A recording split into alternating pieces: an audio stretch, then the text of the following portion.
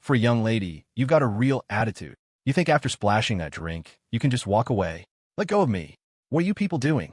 The commotion was coming from right outside Leo's private dining room at the Apex Hotel. Normally, Leo wouldn't have given a second thought, but the voice sounded vaguely familiar. He paused, then decided to take a look. After all, this was his hotel. If something serious went down, it would be his problem anyway. Spike, who had come with him, saw Leo move and followed him out. Spider and April, the brother and sister, looked on, unsure what to do. Ying, however, just kept eating, casually remarking, "You must be starving after that long car ride. Eat up." She scooped 2 large shrimp into April's bowl. The food here is actually pretty good. When Leo stepped into the hallway, he saw a group of people shoving each other. The contrast between the two sides was stark. On one side was a group of burly, menacing men with scowling faces. They had a young woman completely surrounded. She was trying to leave, but they blocked her at every turn. Her beautiful, delicate face was filled with terror. She kept glancing at passers-by, her eyes pleading for help, but no one dared to get involved. One man who stared a second too long was immediately barked at by the lead thug. "What are you looking at? Never seen an argument before?" The thug, probably worried that a growing crowd would cause more trouble, got straight to the point. "Are you coming with me on your own, or are we carrying you in?" His tone left no room for negotiation. Leo, at that moment, she spotted him. Her face lit up with surprise and relief. "Yvonne, what are you doing here?" Leo was just as surprised. "Are these your friends?" He remembered Khloe mentioning that Yvonne was from Denver. Her family was in business and quite wealthy. But the scene in front of him told a very different story. Yvonne didn't have time to explain. She just looked at Leo with pleading eyes. "Help me." They'd had their little misunderstandings in the past, but nothing major, and it had all been cleared up long ago. For Yvonne, seeing Leo at this moment felt like a lifeline. She had to grab it. "I'd advise you to mind your own business," the lead thug snarled, seeing that Leo and Yvonne knew each other. He pointed a thick finger at Leo. Spike did not appreciate that. He grabbed the heavy glass ashtray from a nearby stand and hurled it at the thug's feet. It shattered on the marble floor. "Try pointing that finger again," Spike said, his voice low and dangerous. When it came to this sort of thing, Spike never backed down. The thug was taken aback for a second, then broke into a cold, ugly grin. The world's really changed. Every punk off the street thinks he can talk to me like that." He waved his hand, and the men behind him surged toward Leo and Spike. One of them even pulled a knife from his pocket, clearly intending to do serious harm. Spike didn't flinch. He shoved Leo behind him and sent one of the men flying with a swift kick. The commotion was getting loud, and hotel security finally arrived. Spike had hired most of these guys himself, recruiting them from a network he'd built running arcades and gaming lounges. He'd found work for guys who needed a place to land, and he treated them like brothers, never shorting them. Seeing Spike getting jumped, they didn't hesitate. They charged in, nightsticks drawn, calling for more backup on their radios. At this point, right and wrong didn't matter. It was about backing their own. The thugs had started the fight because they had the numbers. It was their crew against just Leo and Spike. But in an instant, the tables turned. The attackers were now the ones being surrounded. Yvonne had never seen a brawl like this. She was trembling with fear, but managed to summon a final ounce of courage and scurried to Leo's side. The thugs were all bark and no bite. After a few solid whacks from the security nightsticks, they sobered up fast. "Hey, brother, stop. We can talk this out," the leader yelled at Leo. Leo gave a subtle hand signal, and his security team backed off. He looked at the thug with an amused expression. The man spit a mouthful of bloody saliva onto the floor. "My mistake, brother. I didn't know who I was dealing with today." "You win," he said, but then his tone hardened again as if he had one last card to play. "But do you have any idea who wants to have dinner with her?" He looked at Leo like he was a clown who didn't understand the real game. Leo shot him a cold glance. He had been planning to handle this civilly, but this guy was rude from the start, and even after surrendering, he still had that punchable look on his face. It seemed he hadn't been hit hard enough. Still, the man's words gave Leo pause. Don't tell me I've pissed off another big shot. But then again, who cared? He didn't bother getting the answer from the thug. Instead, he turned his gaze to the timid Yvonne. Her eyes darted away, unable to meet his. "If you don't tell me what's going on, I'm leaving," Leo said coldly. They weren't close, but she and Khloe were friends. If it weren't for that connection, Leo might have just walked away. Seeing that Leo wasn't joking, Yvonne quickly grabbed his arm, her expression a mess of unspoken words. Leo gently pulled his arm free and turned as if to leave. Only then did she finally speak. It's Grayson. Grayson Goo," she stammered. My family. We have some business deals that need his family's help. Leo was momentarily stunned. This guy again? The name immediately brought his sort of stepsister, Rosalyn Gu, to mind. Over the holidays, he'd sent out a mass text wishing everyone a happy new year. Her only reply had been 3 periods, her terse way of acknowledging it. The Gu family's business was immense. Their control over the nation's import-export trade was so vast that it was nearly impossible to operate without going through them. They were true titans of industry, a world away from a new money upstart like Leo. But hearing it was Grayson, Leo actually felt a wave of relief. He had already pissed the guy off. What was one more offense? Still, he couldn't resist a little jab. He looked at Yvonne and asked meekly, "So, is it too late for me to hand you over to them?" Yvonne panicked, shaking her head so vigorously it looked like it might fly off. "No, please don't." Leo couldn't imagine what had happened to make her so terrified of Grayson Gu. It was just dinner. You'd think he was asking for her life. The thug, however, laughed. "Listen to me, brother. A wise man knows when to fold. There's no one our boss wants that he can't get." "Oh." Leo raised an eyebrow. "There's a first time for everything. Some things happen 0 times, or they happen 1,000,000 times. You can tell your boss that I, Leo White, am taking her with me." Leo didn't want to waste any more time. He pushed open the door to his private room and gestured for Yvonne to go inside. She glanced at him once, then quickly hurried in. To her, that room was safety. Inside, Spider and April had been rattled by the sounds of the fight. Only Laura Ying remained composed, continuing her meal. But that composure vanished the moment she saw Yvonne. "Oh, for crying out loud," she muttered under her breath. Did that little bastard Leo just play hero and pick up another tragic beauty for his collection? Yvonne was stunning. In terms of sheer looks, she was easily on par with Khloe Jiang. The first impression she made was breathtaking. It was why she had a legion of admirers at the university. Before Khloe's arrival, she had been the undisputed campus queen. Even now, the debate over who was more beautiful, Khloe or Yvonne, raged on in the university's online forums. Many people even gave Yvonne the edge. The reason was simple. She didn't have a boyfriend. Hearing Laura's comment, Yvonne waved her hands awkwardly. "No, it's not like that." Gone was the confident, graceful senior. She was now just a frightened young woman, her anxiety plain to see. "Please don't misunderstand. We're just classmates." Laura just smiled and gestured to an empty seat. "Well, you're here now. Might as well sit and have a bite." Back in the hallway, the thug's expression was a mixture of anger and uncertainty. He couldn't believe Leo was still acting so forcefully after hearing Grayson Gu's name. For a moment, he had no idea who this guy was. Leo didn't keep him waiting. He pulled out his phone and called Rosalyn Gu. He was brief and to the point. "Can you send me your brother's number?" Rosalyn was confused when she answered. "Why do you need his number?" She knew the two of them didn't get along. "I need to discuss something with him." Rosalyn didn't buy it, but she didn't press him further. She just said, "Hold on." Leo thought she was going to look for the number, but that wasn't it at all. "Leo." A moment later, Grayson Gu's voice came through the line. It was cold, and Leo could hear the irritation. Grayson was probably angry that Leo had gone through his sister to reach him. Leo took a second to recover. "Well, hello there, Mr. Gu," he said cheerfully, switching the call to speakerphone. "I hear you were planning on having dinner with Yvonne Yuan tonight." Grayson didn't answer immediately. Leo faintly heard him tell someone nearby, "I need to take this call over there." It seemed he didn't want anyone else to know about this. "How did you know?" Grayson asked, his voice sharp with suspicion once he was somewhere private. The thugs in the hallway heard their boss's voice and exchanged bewildered glances. It looked like they'd taken a beating for nothing. "Huh," Leo chuckled. "I'm taking her with me. A man of your stature should know how to conduct himself with dignity. Me, on the other hand, I don't have to worry about that." This only made Grayson angrier.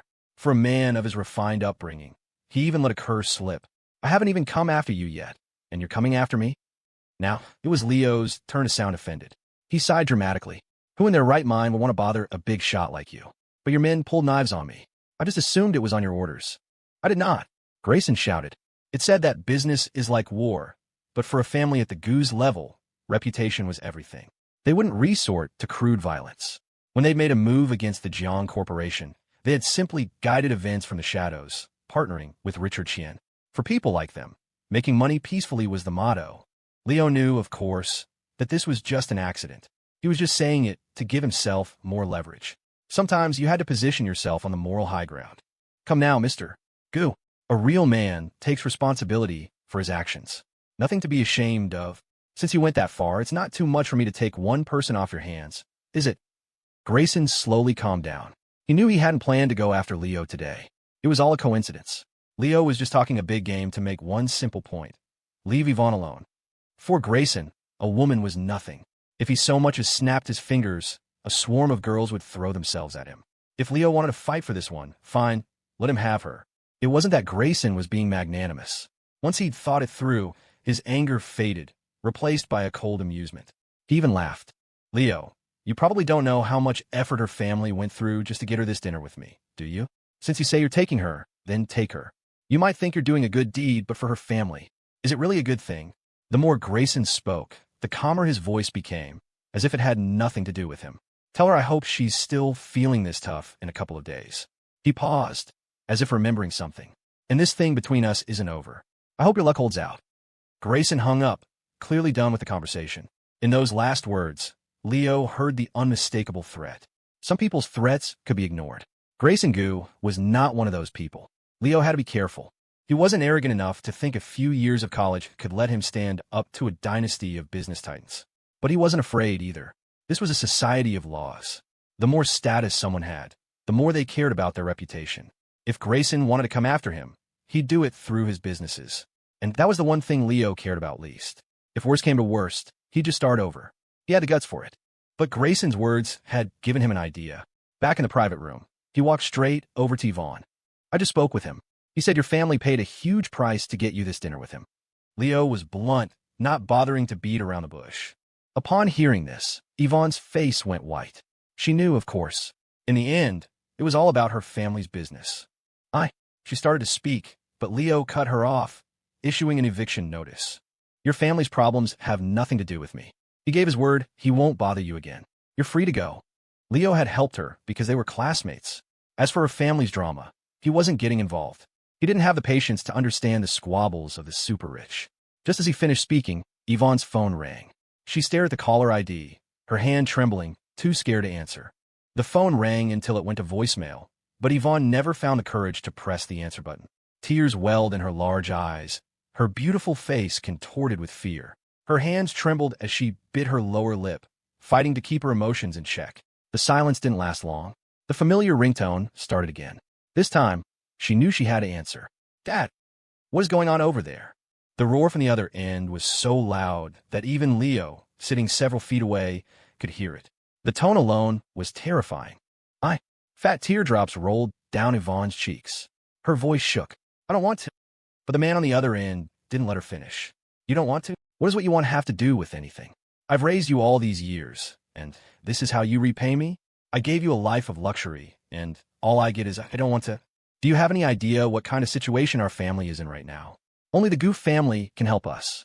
And this is the moment you decide to throw a tantrum. Yvonne's father went on for a long time. Finally, his voice softened.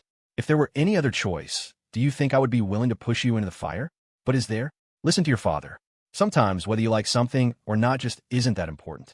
Everyone says the future is bright, but for adults, most of what we face is just doing what we have to do, not what we want. Yvonne's sobs grew louder. Everyone in the room felt awkward. Even Leo just lit a cigarette and stayed quiet, not wanting to interrupt. I understand. It seemed Yvonne had finally caved, but then she let out a bitter laugh. But I've already offended him. Leo sat back down at the table. The food was cold, but he took a couple of bites anyway. Sometimes that's just how it was. The same action could have completely different outcomes for different people. He had just been passing by and happened to help Yvonne. But was it really the right thing to do? Grayson Gu had given up on Yvonne, which also meant he'd given up on helping her family. And that was an opportunity her family had sacrificed so much to get. Yvonne ended the call and wiped her tears. She forced a pained smile at Leo and gave a slight bow. I'm sorry for the trouble. I'll treat you to dinner some other time to thank you. With that, she turned to leave. Ying glanced at Leo. When he didn't say anything, she didn't dare to speak up either. At first, she thought Leo had brought in another one of his conquests. But now it seemed she was wrong. If Leo was really interested in her, he never would have let her suffer such a humiliation. Still, seeing Yvonne's tear-stained face, so fragile and beautiful, Laura thought any man would be moved. But Leo remained detached, as if it had nothing to do with him. Is he even a man? The thought crossed Laura's mind, and she shot him a sidelong glance. Just then, Yvonne reached the door about to push it open. Stay and eat, Leo said. Besides, where are you going to go now? I doubt Grayson will see you. The moment Yvonne heard his voice, her body trembled slightly. She stopped, her hand frozen on the door. She turned back. Seeing that Leo hadn't even looked at her, a bitter feeling welled up inside her. I don't know. Spike, ever perceptive, went to the door and asked the server to bring another set of cutlery. After a moment's hesitation, Yvonne walked back to the table and sat down. The food's cold. Should we have them remake it? Leo asked casually. What do you want to eat? I'll have the kitchen make it. Yvonne shook her head slightly. I'm not a picky eater. Anything is fine. Leo didn't bother asking if she was just being polite. He had Spike order a few new Sichuan dishes. While they waited, he asked another question. Did you come here alone this time? Not with your brother. At the mention of her brother, the bitter smile on Yvonne's face deepened. He's at home. Dad won't let him leave. It wasn't Leo's place to pry into her family's affairs. He just remembered that their business seemed to be doing quite well. Their factories and the brands they represented had high visibility and a large market share in the Denver area. Her brother had even proposed getting the exclusive distribution rights for Rush Sportswear in that region. At the time, Rush was being hammered by Jesse Johns and Joy Sportswear, and her brother's terms had been incredibly demanding, so Leo had ignored him. He didn't know what had happened to bring them to this point. But the business world was fickle. You never knew. During the meal, Yvonne seemed to want to say something several times, but she always stopped herself. Leo saw it all, but didn't say a word. Finally, Yvonne couldn't take it anymore. She put down her chopsticks. Leo, she began, her voice hesitant. Could you possibly help? With Grayson completely out of the picture, she was desperate, grasping at straws. She had no idea if Leo could help. But what if he could? Leo wiped his mouth with a napkin and looked at her. Their eyes met. Yvonne grew tense. What happened to your family? Leo asked. Yvonne seized the question like a lifeline. Before the holidays, my brother used a payment meant for a supplier to speculate in the futures market. She explained quickly. Based on market trends, he thought he'd make a small profit after the break, but the market fluctuated. And now the payment from my dad's supplier is due. And that payment was for the Gu family. Hearing that, Leo understood. The futures market was volatile. If you added leverage, it was even more terrifying. You could make a fortune overnight, or you could lose millions in an instant. Leo had met Yvonne's brother before. He hadn't seemed like the type to act on impulse. But maybe he had misjudged him. How much is a shortfall? He asked. Yvonne held up one hand. Leo didn't think much of it. 5 million. If it was just 5 million, he would have loaned it to them. Her family was influential in the Denver area. It would be a good investment, a way to build a connection. No loss there. But Yvonne whispered timidly, 50 million. Spike, who had just taken a sip of tea, spit it out, coughing violently. He was choking. Leo's eyebrow twitched. He slowly set down his water glass and shot Spike an annoyed look. Have some class. You look like you've never seen the world. Spike just laughed awkwardly. 50 million. There was no way Leo could come up with that. Maybe if he sold off some assets, he could pull it together, but it was completely unnecessary for someone he barely knew like Yvonne. Laura was also on edge, terrified that Leo, in a moment of testosterone-fueled recklessness, would agree. No one knew his current account balance better than she did. Leo's expression remained unchanged. He tested the waters. How about I try to contact Grayson for you again? A shadow passed over Yvonne's face. She lowered her head, hiding her expression. That's right. 50 million. Who would be willing to lend that kind of money? Her father had gone to Grayson, even pushing her forward as a bargaining chip, just to get a slight delay on the payment. A little more time to raise the money might have given them a chance. The atmosphere grew awkward. Spider and April didn't dare say a word. The numbers Leo and the others were talking about were beyond their wildest dreams. Back in their town, having a few tens of thousands of dollars was a big deal. 50 million? You could farm for generations in their village and never earn that much. The mood in the room grew heavy. Then, Leo's phone rang, the classic Nokia tune piercing the silence. Its penetrating sound was almost jarring. Sis, what's up? Leo saw Rosalyn Gu's name on the caller ID, and his tone immediately became cheerful and attentive. What did you say to my brother just now? He's furious. They were siblings. If her brother got bullied, of course she had to ask her sort of brother what happened. Is he really angry? Leo asked, feigning uncertainty. What do you think? He's still smashing bottles in his office. I honestly didn't do anything. I just ran into an old classmate at the hotel today. Leo briefly explained what had happened, without adding any embellishments. Rosalind was smart. She could judge for herself. Exaggerating would only make things worse. He was telling her this in the hope that she might help. They were family. After all, a word from her could solve everything. But Leo was disappointed. As if reading his mind, Rosalyn sighed and said, to win the mobile market before New Year's, I gave up some of my power. I don't have much say at home right now. They've even frozen the capital injections for my investment firm. I was actually thinking of asking you for help. Her family wasn't opposed to her contact with Leo. That's how big families operated. They hedged their bets. Grayson was at odds with Leo, while Rosalyn was on good terms with him. No matter how Leo's fortunes turned, it was no loss for them. In fact, they did this with many promising companies. It was why so many seemingly competing corporations often had the same investors backing them. With Rosalyn shutting the door so firmly, Leo was out of options. But before hanging up, she left him with one last glimmer of hope. I'll go talk to him. I know that family. We've worked with him for years. Getting a few days extension shouldn't be a big problem. But he's still fuming right now, so I can't promise I can convince him. Leo had kept the call on speakerphone. Yvonne heard everything. The despair on her face was replaced by a flicker of hope. But after Leo hung up, his smile vanished. Does your brother usually play the futures market? He asked gravely. Yvonne shook her head. He used to dabble in stocks, but he's never touched futures before. Leo's expression became thoughtful. A man who had never traded futures suddenly invests the company's operating funds. Was he an idiot? Or did someone give him a tip that it was a sure thing? He probably wasn't an idiot, or he wouldn't have had access to the funds in the first place. The Yuan family patriarch must have trusted him. That left only the other possibility. Has your family always done business with the Gus? Yvonne nodded. Many of the factories in the Southwest get their CNC machines from us, and we can only get those foreign resources through the Gu family's channels.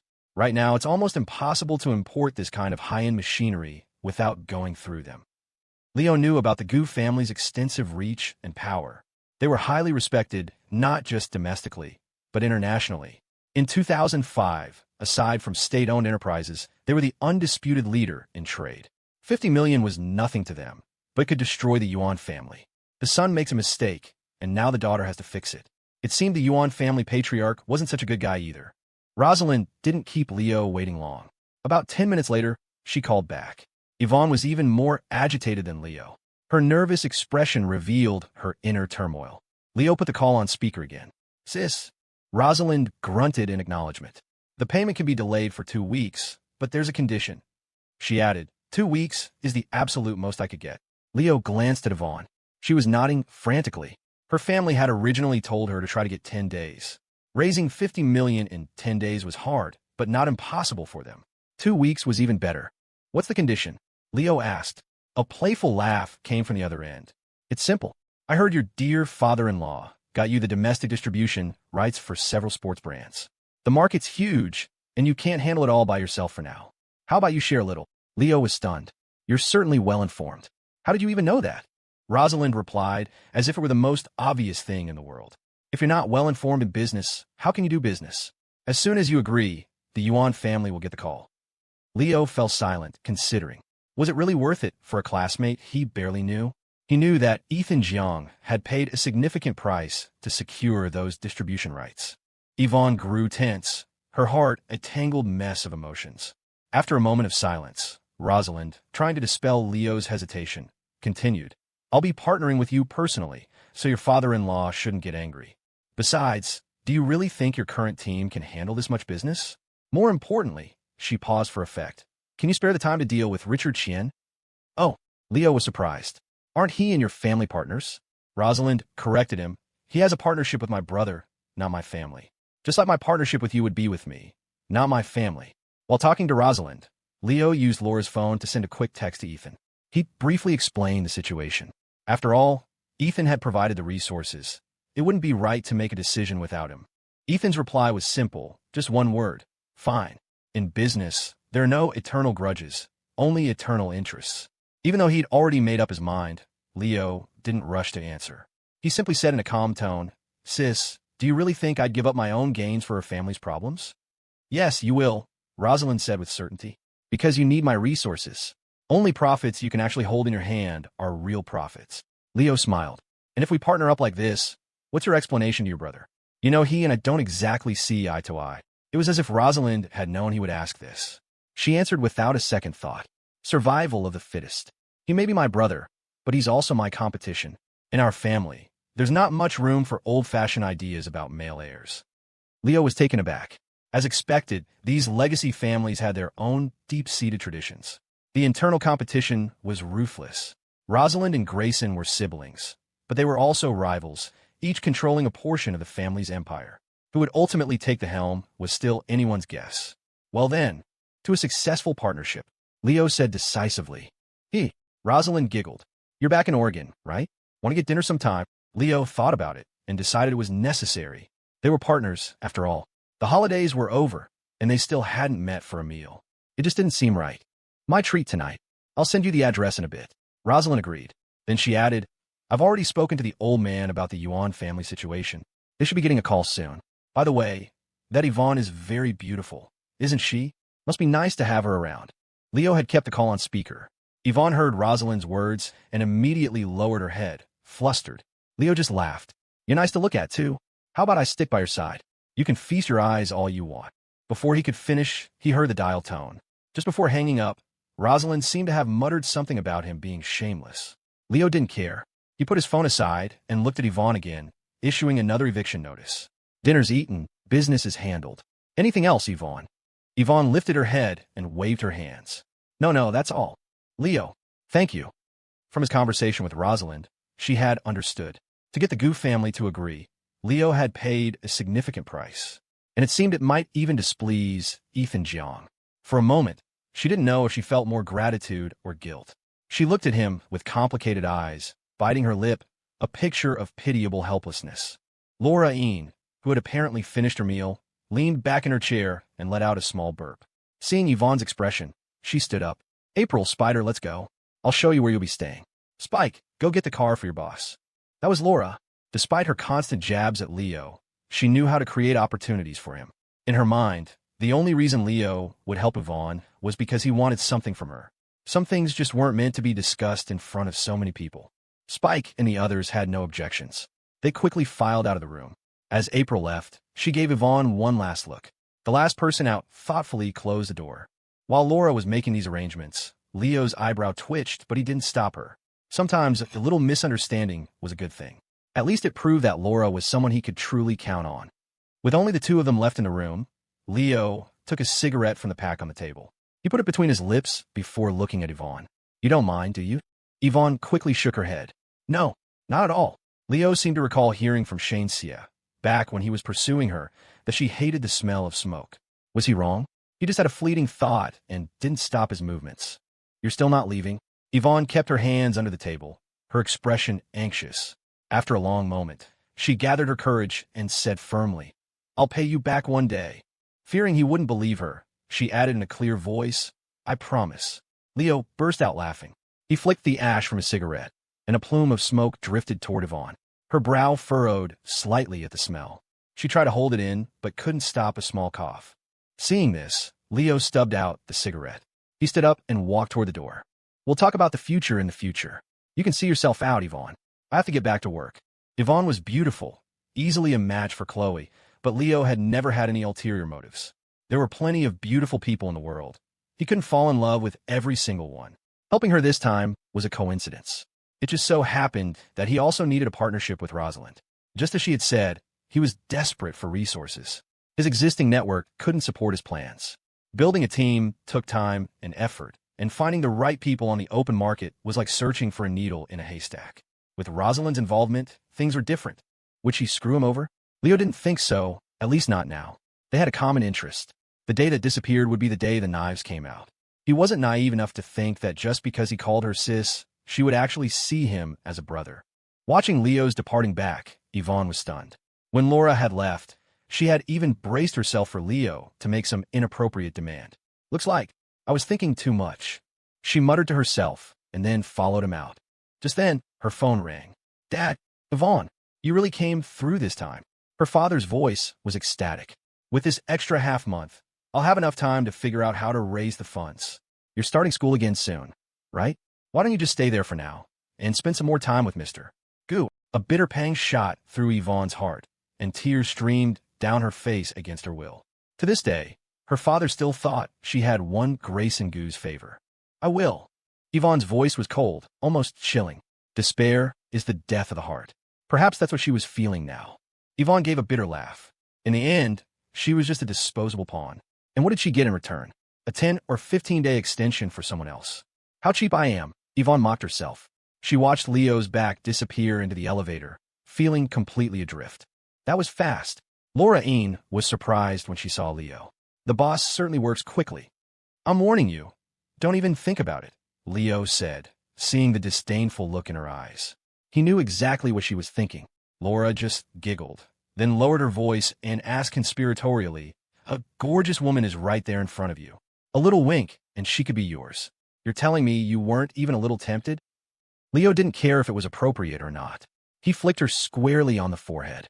Is that any way to talk to your boss? Laura rubbed her forehead and retreated a step, glaring at him. Oh, so now you're playing the saint? Leo rolled his eyes, too lazy to argue. Are Spider and April settled in? Yep. Laura nodded and stretched. I'm heading out. You have fun. Before she left, she couldn't resist one last dig. Don't worry. Even if something does happen between you and that Ivonne girl, I won't tell Sophia or Khloe. She walked away with a wave, as if to say, don't thank me. Before the new semester started, Leo arranged to have a meal with Rosalyn. He had intended for it to be just the two of them, but after he sent her the address, she insisted on inviting Laura as well. Normally, Laura would turn down Rosalyn's invitations, but this time, she actually agreed. Her excuse was righteous. I'm keeping an eye on you for Sophia.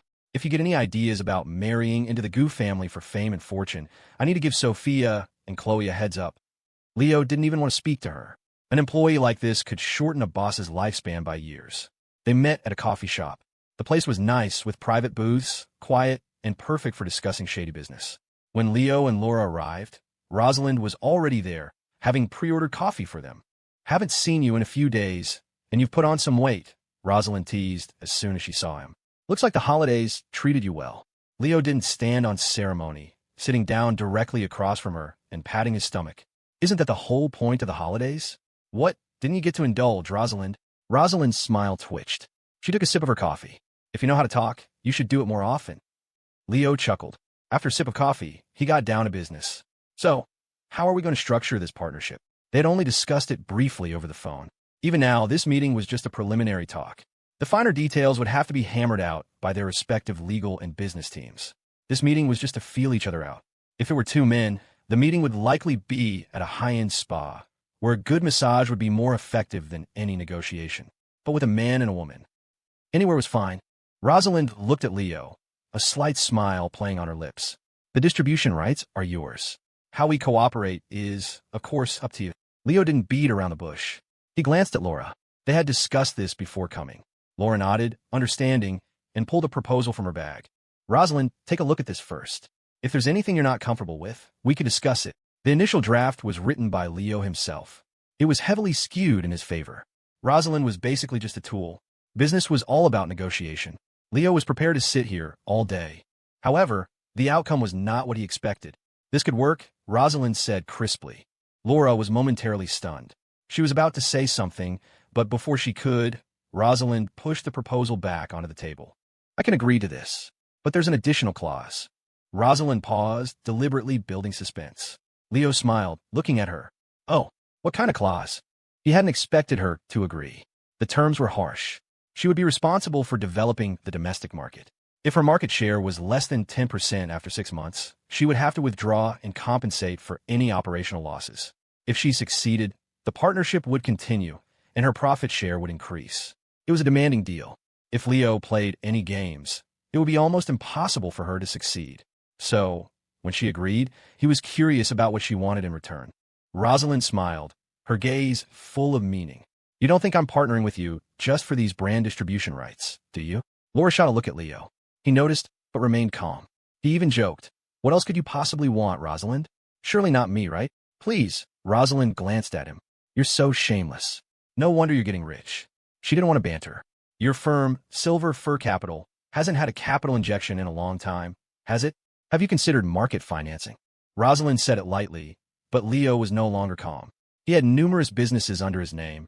Some he'd founded, others he'd acquired. They were all doing well in the current market. To outsiders, those were the moneymakers. Only he knew that Silver Fur Capital, currently only spending and not earning, was his ticket to establishing himself in the international financial world. Rosalyn had clearly done her homework. They were both sharp. Leo didn't bother with excuses like Silver for not being worth the investment. He just tried to change the subject. Actually, about this proposal, we can negotiate further. As Rosalyn had said, Rush's troubles had left him short on funds. Silver Fir Capital hadn't seen new money in a while, but Leo hadn't considered taking on outside financing. Even if that day came, it wouldn't be now. He had to wait until after the 2008 financial crisis. A single subprime mortgage crisis had wiped out 50% of global stock value. Even a financial titan like Lehman Brothers had gone bankrupt because of it. Leo didn't want to work for years just to end up with nothing. So financing? Impossible. Rosalyn had expected Leo to refuse, just not so decisively. Still, she didn't give up. Is there really no room for discussion? She had researched Silver Fir Capital and knew its investment patterns. She was very optimistic about its future prospects. Leo shook his head. Rosalyn, investing has its risks. I don't want to drag you down. How about I introduce you to someone else? Like Richard Chien, this was why Leo had sought out Rosalyn in the first place, to drag her into his fight. After the meeting with Rosalyn, Leo was silent on the car ride back. Laura, in the driver's seat, glanced at him. Boss, why so glum? Were terms too harsh?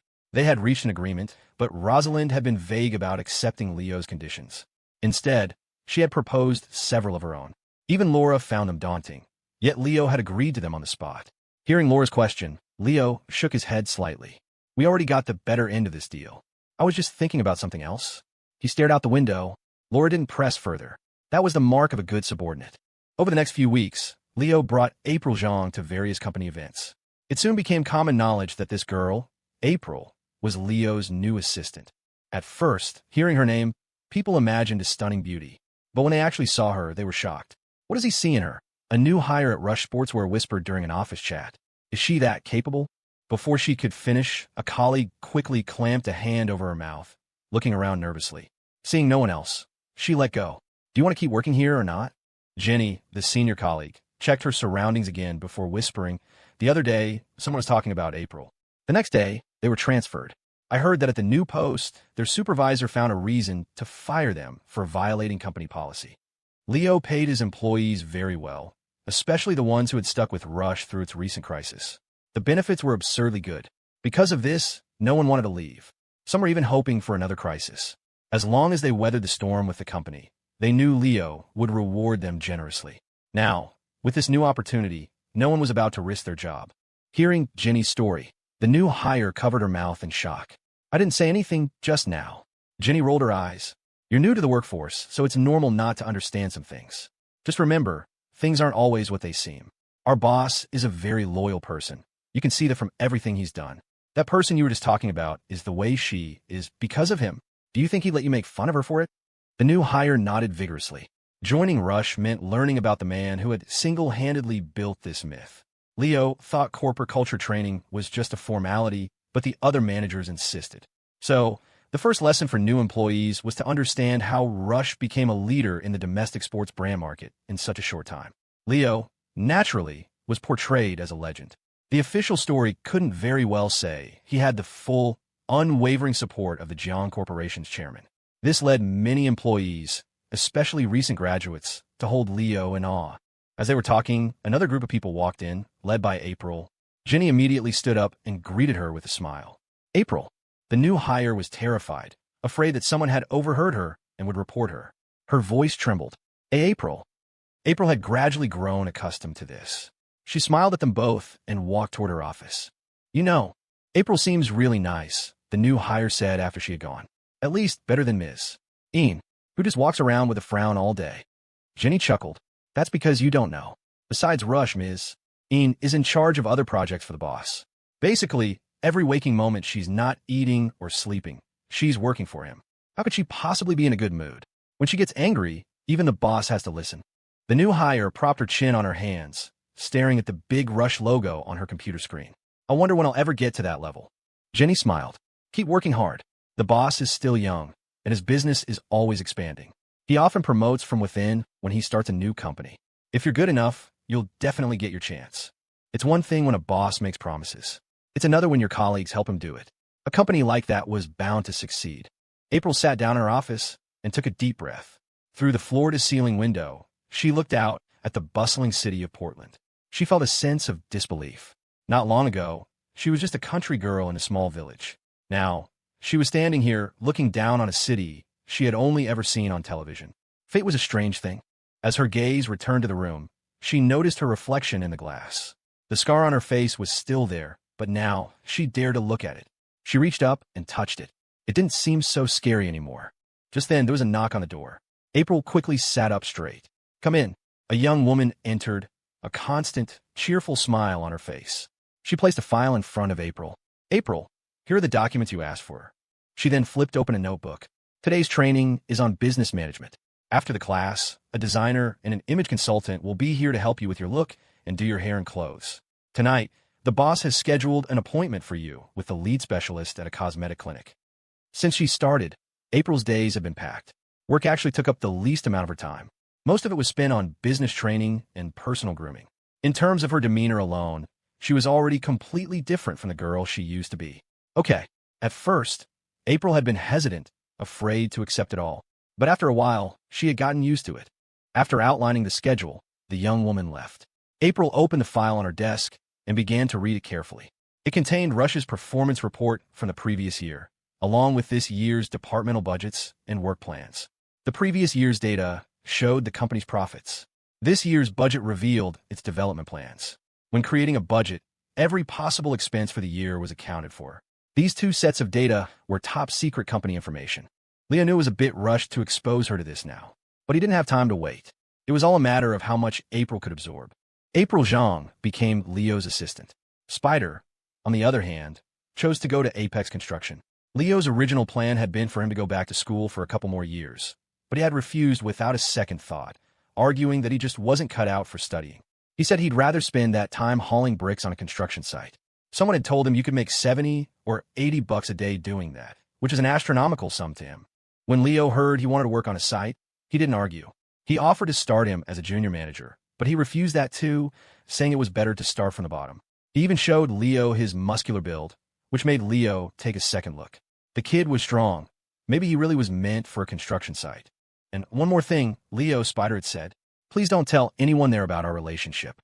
I don't have any special skills, just my strength. I can't help you with the big stuff. I can only try to do some manual labor."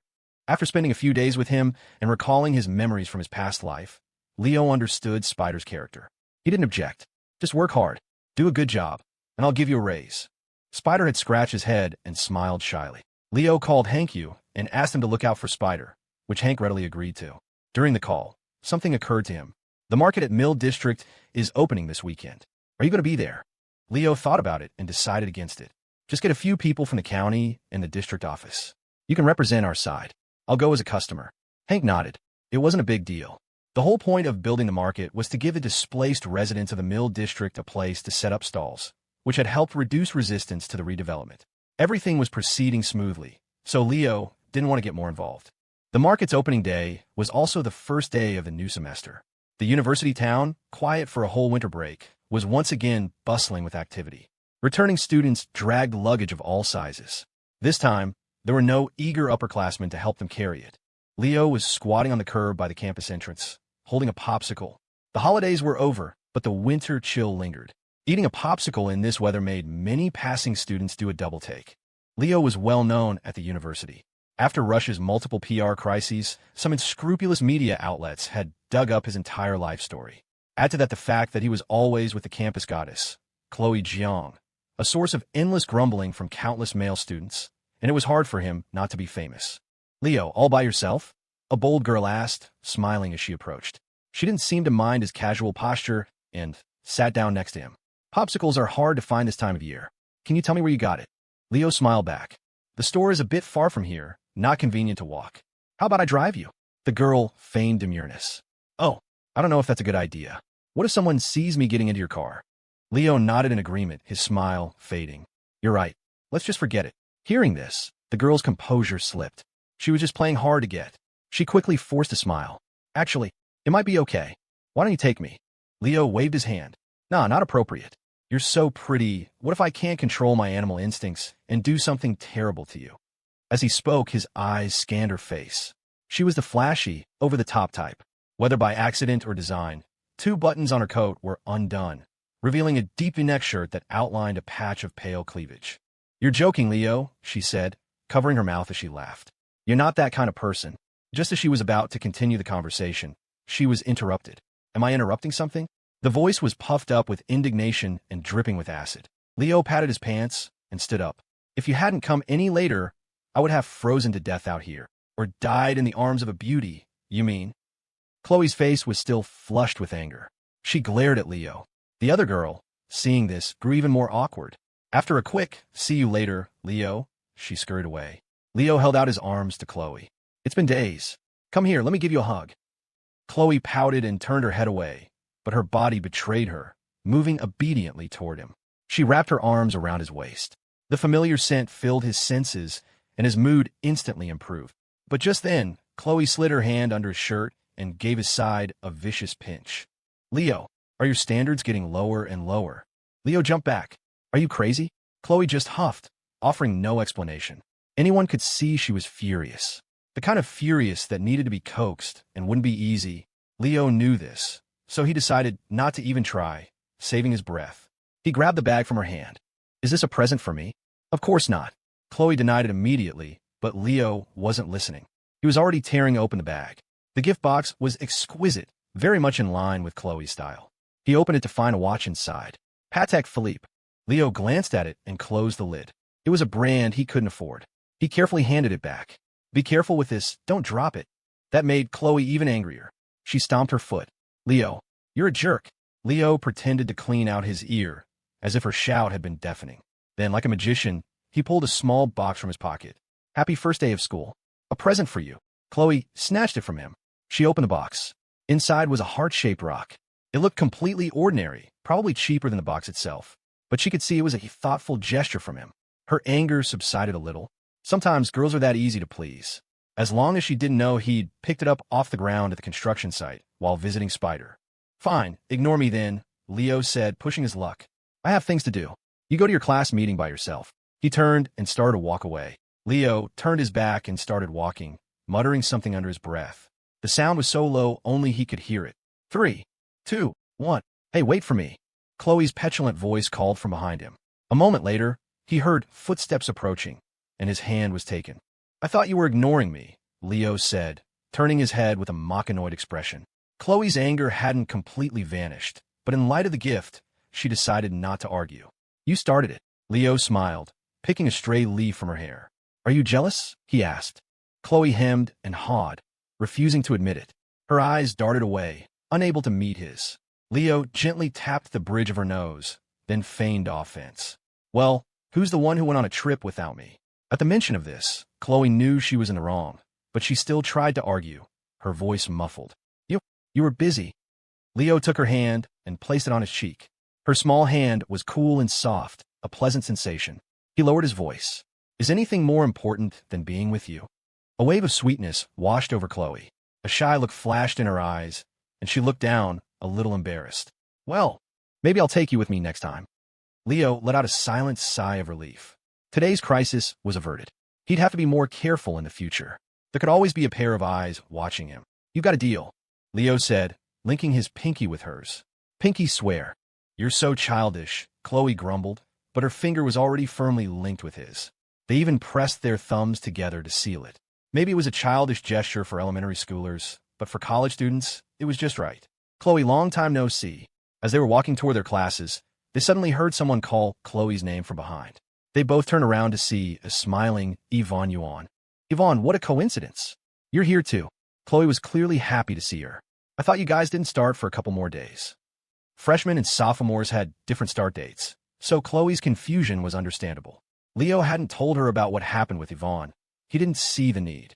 Yvonne smiled. I had some business to take care of here. Once it was done, I just decided to stay. After she spoke, her gaze flickered past Leo for a second before returning to Khloe. It's been so long. Let me treat you two to dinner tonight. Khloe looked at Leo, seeking his opinion. When he gave a slight nod, she smiled at Yvonne. Well, in that case, we won't be polite. Thank you, Yvonne. After Yvonne said her goodbyes and left, Khloe linked her arm with Leo's, leaning against him. I thought you were going to say no. Leo shrugged. A free meal is a free meal. Khloe giggled. I guess you're right. Here. She handed the watch box to Leo. It's for you. You big idiot. You're so rich now, and you don't even have a decent watch. Sophia and I spent forever picking this one out. Sophia's university in had a different schedule, so she hadn't come back with Khloe. She had gone with He on a trip to visit her mother, who was back from a business trip for a family reunion. Actually, Leo began, watching Khloe fasten the watch on his wrist. Actually what? Khloe looked up, her bright, double-lidded eyes looking straight at him. She blinked, her long lashes fluttering. Actually, I'd be happier if you just gave me the cash equivalent. The words were barely out of his mouth when a sharp pain shot through his foot. What did you stomp on me for? Khloe was wearing leather shoes today. The hard soles were especially painful. It's for not knowing how to talk. She knew it was a gift she'd carefully chosen, and he was still being so dismissive. He was asking for it. Leo lifted his wrist to look at the watch. The smell of money was actually quite nice. Khloe took out her phone and snapped a picture. The pixel quality was questionable, but she sent it to Sophia as an MMS message anyway. Let's go. After finishing, Khloe pulled Leo toward the classroom building. His classroom was 2 floors away from hers, so it was more or less on the way. I'll come find you after my class meeting. Don't you run off, Khloe said, standing at her classroom door with her hands behind her back. She tilted her head up to meet his eyes, a smile playing on her lips. Then, before he could react, she leaned in and gave him a quick peck on the lips. It was over in an instant. By the time Leo registered what had happened, he saw a blush spreading across Khloe's face. She even licked her lips, looking like she wanted more, as if to say, I finally kissed him. Whoa, my eyes, my eyes. Just then, a few of Khloe's roommates walked over. The one in the lead, Stacy Dong, covered her eyes with her fingers, though the gaps were suspiciously wide. I didn't see anything. You two can continue. Khloe was mortified. She let out a frustrated Stacy and ran over to them. I brought you guys presents. You can get them from my car later. Awesome. Stacy and the others readily agreed. Goofball. See you tonight. Khloe waved at Leo. All right. Leo nodded, then turned and left. As he passed her roommates, he gave a slight nod in greeting. Khloe, weren't you two together over the break? Stacy asked once Leo's back had disappeared down the hall. You look like you haven't seen each other in ages. He had company stuff to deal with right after the holidays, so he came back early, Khloe explained. I went on a trip with a friend, so I didn't come with him. Hearing this, Stacy and the others were even more confused. They had known Khloe for a few months now and understood her fairly well. They knew that, in her eyes, Leo was the most important person, to the point of dependency. What kind of friend could make her willingly leave Leo's side to go on a trip? But they didn't ask. For some reason, they suddenly thought of the other girl who was often around Leo, the one who seemed to be very close with Khloe. Instantly, 1,000 thoughts ran through Stacy's mind. The only thing she couldn't figure out was what kind of charm Leo possessed to make Khloe so utterly devoted to him. When Leo got back to his classroom, most of the class was already there. The room, which had been buzzing with chatter, fell silent the moment he walked in.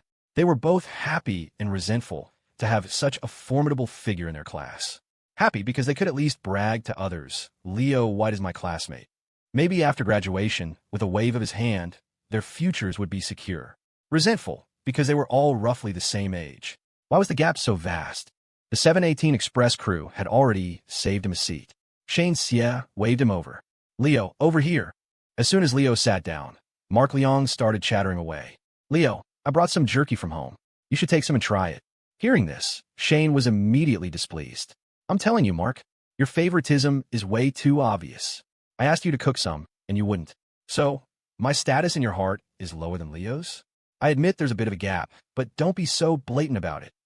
Shane knew how to talk, but his flattery made Leo a little uncomfortable. He missed the old days. Just as Leo was feeling nostalgic, Mark spoke up again. It's not that I wouldn't give you any. It's that you wanted to use an electric pot in the dorm room. What if it started a fire? Electric pots and heating coils seem to be standard issue in every dorm room. Use one once, and the dorm circuit breaker would trip. But they never learned. Chad Xiong just sat there chuckling. He was used to their habitual arguments. He just said to Leo, let's get together sometime soon. There are some company things I wanted to ask your advice on. The delivery platform that the 718 crew had put together had started to take off with Connor Sun's help. It wasn't making them rich, but it was enough to make their lives a lot more comfortable. Leo nodded in response to Chad's words. At this point, Shane and Mark ended their argument and leaned in. Leo, got any other good projects you can share with us? Leo rolled his eyes at them. Sure, go to a big city and buy and sell real estate. I guarantee you'll make a fortune. He said it with complete certainty. But Shane and the others refused without a second thought. Forget it. Houses are too expensive. We can't afford it.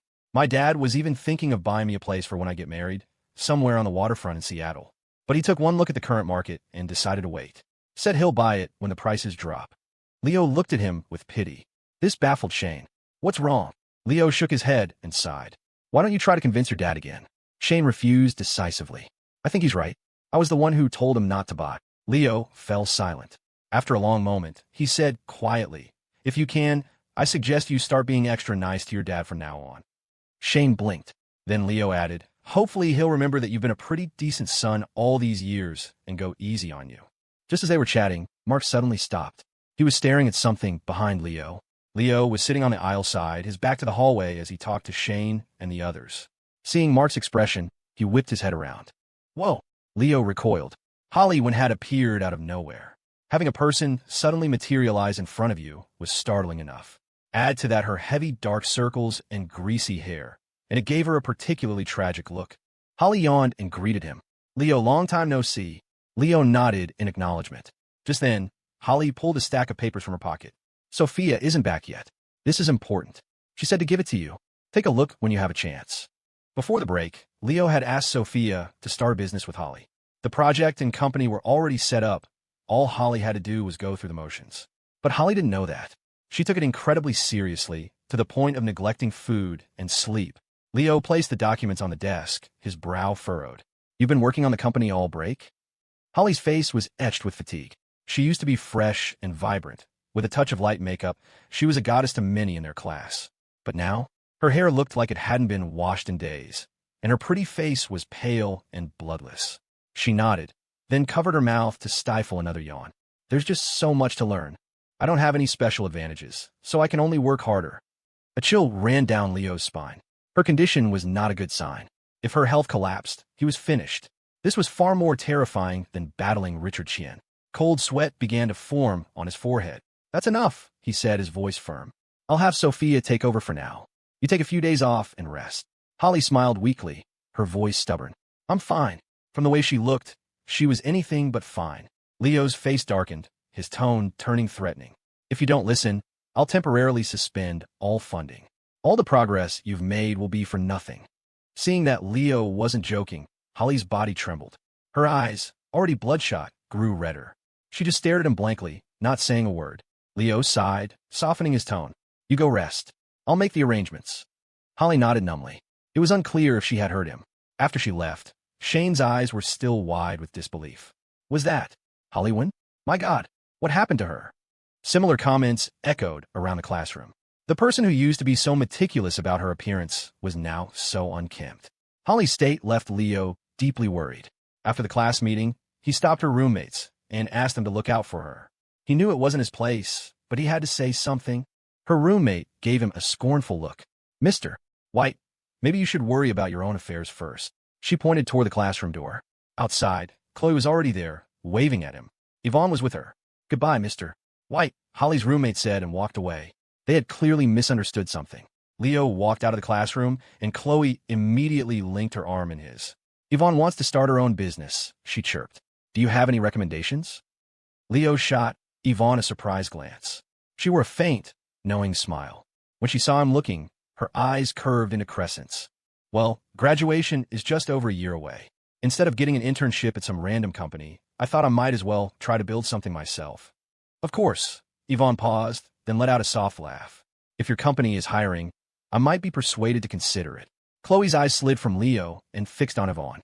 The expression on the older girl's face was anything but a joke.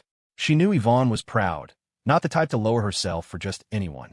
Unsettled, she tightened her grip on Leo's hand. Leo chuckled. You're too kind, Ivonne. My little operation couldn't possibly house a goddess like you. He had no interest in continuing this line of conversation and quickly changed the subject. So what for dinner? 3 of us. How about Chinese at the Golden Swan? Ivonne suggested. Since he was mooching, Leo wasn't about to get demanding. Free food was free food. Khloe was the same. Not a picky eater, easy to please. They chatted on the way to the Golden Swan. After they were seated, Khloe excused herself to the restroom, and Ivonne finally turned to Leo, her voice sincere. Thank you again. My dad sold off a few properties. He should be able to cover the payment by the deadline, she said, a self-deprecating smile touching her lips. To this day, they both still think it was Grayson who saved them. Leo just grunted in acknowledgement, not saying much. He was already absorbed in the file Holly had given him earlier. The business plan was actually his idea. Secure the distribution rights for a foreign cosmetics brand and establish it in the U.S. market. He'd already negotiated the deal with the brand. All Holly had to do was build a stable sales network, something she was a natural at, though she didn't know it yet, which was why she was currently working herself to the bone, polishing a marketing strategy that was already perfect. Leo set the file on the table and rubbed his temples. How do I gently tell her she's basically the chosen one and this thing is a guaranteed win? He wondered. All this stress is just self-inflicted drama. Leo. Ivonne had said his name a few times with no response. Leo sat up straight. What's up? Seeing his distracted state, Ivonne asked tentatively, did you run into a problem? She covered her mouth, a little smirk playing on her lips. If you don't mind, you can tell me about it. Just then, Khloe returned and sat down beside Leo. What are you guys talking about? Ivonne propped her chin on her hands, her big eyes sparkling as she looked at Khloe. Leo seemed a little out of it. I was just asking if everything was okay. Khloe didn't overthink it, just nodded. Then she noticed the file next to Leo. The word marketing was printed in huge letters on the cover, impossible to ignore. Recalling what Ivonne had just said, her curiosity was piqued. Is Rush Sportswear working on a new marketing strategy? Leo shrugged, his mouth in a flat line. If it were just about Rush, I wouldn't be this stressed. I've got Mr. Stewart and Laura for that. They can have the headaches. Then what is it? Khloe was even more confused. Some things were better kept to himself. Leo swallowed the complaints he wanted to voice. Man, where's our food? Khloe rolled her eyes and let out a soft of, I knew you wouldn't tell me about your work stuff, she muttered, turning her face away. The message was clear. I'm mad at you again. Ivonne, sitting across from them, quietly watched the scene unfold. Leo slung an arm around Khloe's shoulders, pulling her closer. Come on, don't do this. Yvonne's right here. That only made it worse. Khloe's ears turned bright red. She quickly squirmed out of his embrace and lowered her head, clearly mortified. Yvonne burst out laughing, then sighed dramatically. You know, I'm starting to think having a boyfriend might not be so bad after all. That got Khloe's attention. With your looks, Yvonne, you could have anyone you want. I'm just curious what kind of guy could possibly catch your eye. Leo shot a curious look at Yvonne, too. She had been looking at Khloe, but for a split second, her eyes flickered to him before darting away. It was so fast he almost thought he'd imagined it. Yvonne just grinned. Someone I like looking at. As they chatted, the waiter finally brought their food. For dishes for 3 people was a bit extravagant, but Yvonne was still a rich kid at heart. Even with her family's recent troubles, she could certainly afford one dinner. During the meal, Leo's phone buzzed. He picked it up. It was a text from Sophia. I'm coming back. He had texted her earlier, outlining Holly's situation and asking for her opinion. She must have just seen it. He typed a simple reply. Can't wait. A moment later, another text came through. Wait for me. As Leo was texting, Khloe glanced over more than once. Seeing it was Sophia's number, she relaxed and dropped a piece of meat into his bowl. Eat up, she said playfully. It's not every day we get a free meal from Yvonne. Yvonne, a smile fixed on her face, immediately jumped in. I could treat you guys more often then. If you'll grace me with your presence, of course. Khloe felt that something about Yvonne was off since she'd gotten back. She seemed almost overly enthusiastic, but Khloe couldn't put her finger on why. She could only offer a polite, well, thank you, Yvonne. After dinner, the trio walked back toward campus. Maybe it was because she hadn't seen him in a while, but Khloe was extra clingy, practically hanging off Leo's arm, refusing to let go. After a few failed attempts to gently dislodge her, he gave up and let her be. At the campus gate, Khloe waved brightly at Yvonne. Bye, Yvonne. Yvonne stopped, confused. HM, you're not going back to your dorm? Seeing the blush creep across Khloe's face, she realized her mistake. She laughed awkwardly. Right. Well, bye. Then she added with a meaningful wink, you kids be safe now. With that, she turned and headed toward the dorms, her pace noticeably quickening. Leo turned to Khloe, his face a mask of innocence. What did she say just now? She said bye. No, the part after that. Khloe tapped a finger to her lips, pretending to think hard. Was it, be safe? Leo grinned, then leaned in and whispered something in her ear. Khloe's face turned a shade of crimson, so deep it was almost purple. She buried her head in his chest, mumbling something about him being a pervert, but she didn't exactly argue. She stayed like that for a long time, tucked against him. It was a common enough sight on a college campus that no one paid them much mind, other than a few passing students who might curse the happy couple under their breath before hurrying on. After a while, Khloe finally lifted her head. A few strands of her bangs were stuck to her forehead. Her already stunning features were made even more beautiful by her vulnerable expression. You haven't taken me to a movie in a long time, she said, her voice small and weak, as if she'd suffered some great injustice. Leo affectionately squeezed her cheek. Then let's go. MHM. Khloe nodded enthusiastically. Then, when Leo wasn't looking, she darted behind him and leaped onto his back. Whoa! Leo yelped. Did you get heavier over the break? Khloe ignored him. None of your business. Humph, she said triumphantly, reaching up to pinch his ear. Let's go, let's go. People are watching. Leo snorted. Oh, so now you're shy? Pfft. Khloe responded with a cute raspberry. There were 2 movie theaters in University Town. By the time Leo got them there, every single ticket for that night was sold out. It seemed they weren't the only couple looking to reconnect after the long break. Khloe's face fell, her lower lip pushing out in a pout. Leo hadn't expected it to be so busy. Normally, he'd suggest they just forget it, but she had been away for a while and had even gotten him a gift. He couldn't fail at this one simple request. Want to head into the city? Khloe, her arm linked with his, shook her head. It's okay. We can just watch TV at home. And I get the remote tonight. No fighting. She shot him a fierce look, baring her perfect white teeth, as if to say, if you try to take it, I'll bite you. Leo smiled. All right then, let's go. Before the break, they had moved into the new apartment he'd bought near campus. It was 3 units combined into one, making it ridiculously spacious. It was also just a 10-minute walk from the university. On the way, Khloe was practically bouncing, chattering away about her trip. How after taking a photo at some scenic spot, the manager wanted to make her their brand ambassador. How a guy claiming to be a scout from Catalyst Media tried to recruit her to be a star before Kat literally kicked him away.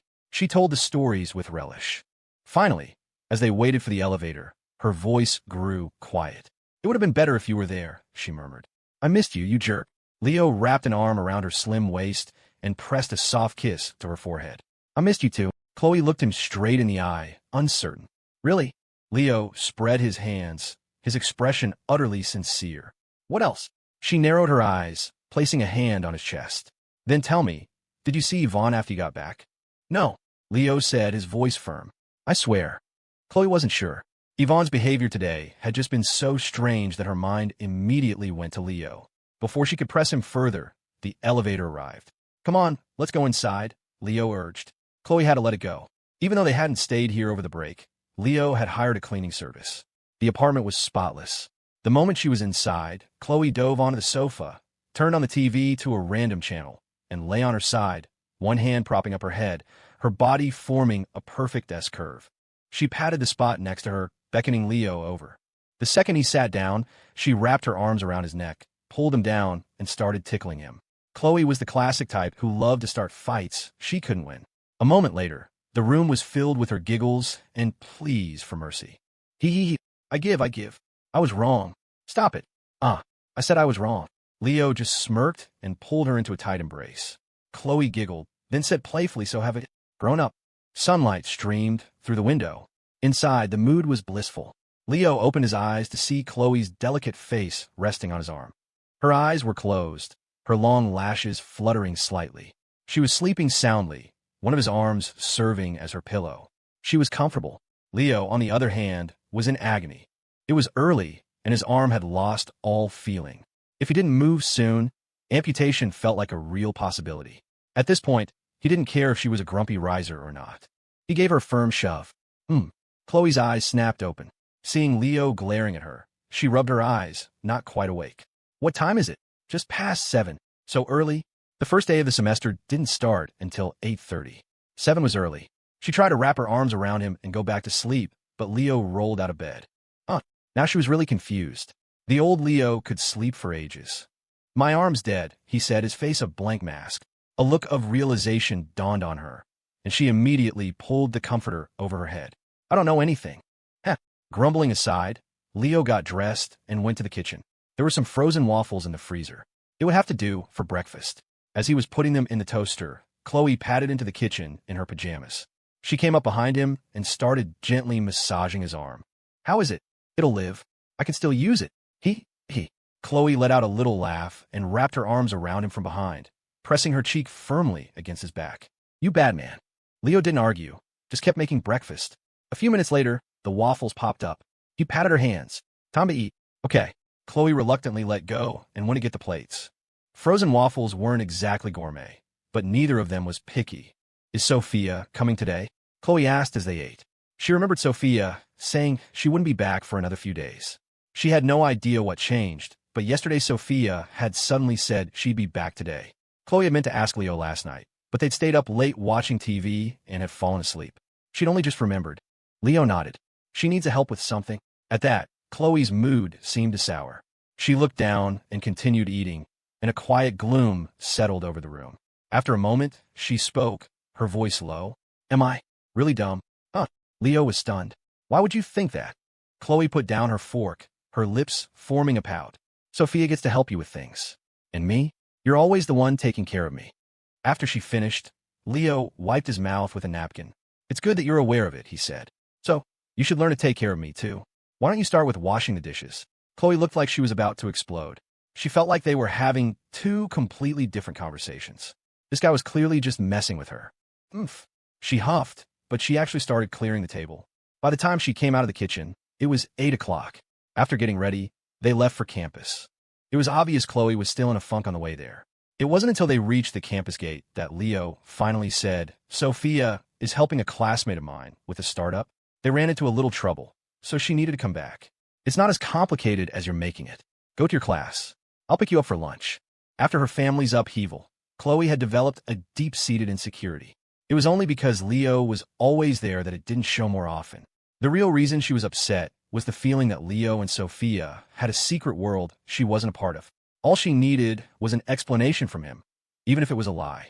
And from the sound of it, he was telling the truth. Okay. She gave a little wave and headed toward her lecture hall.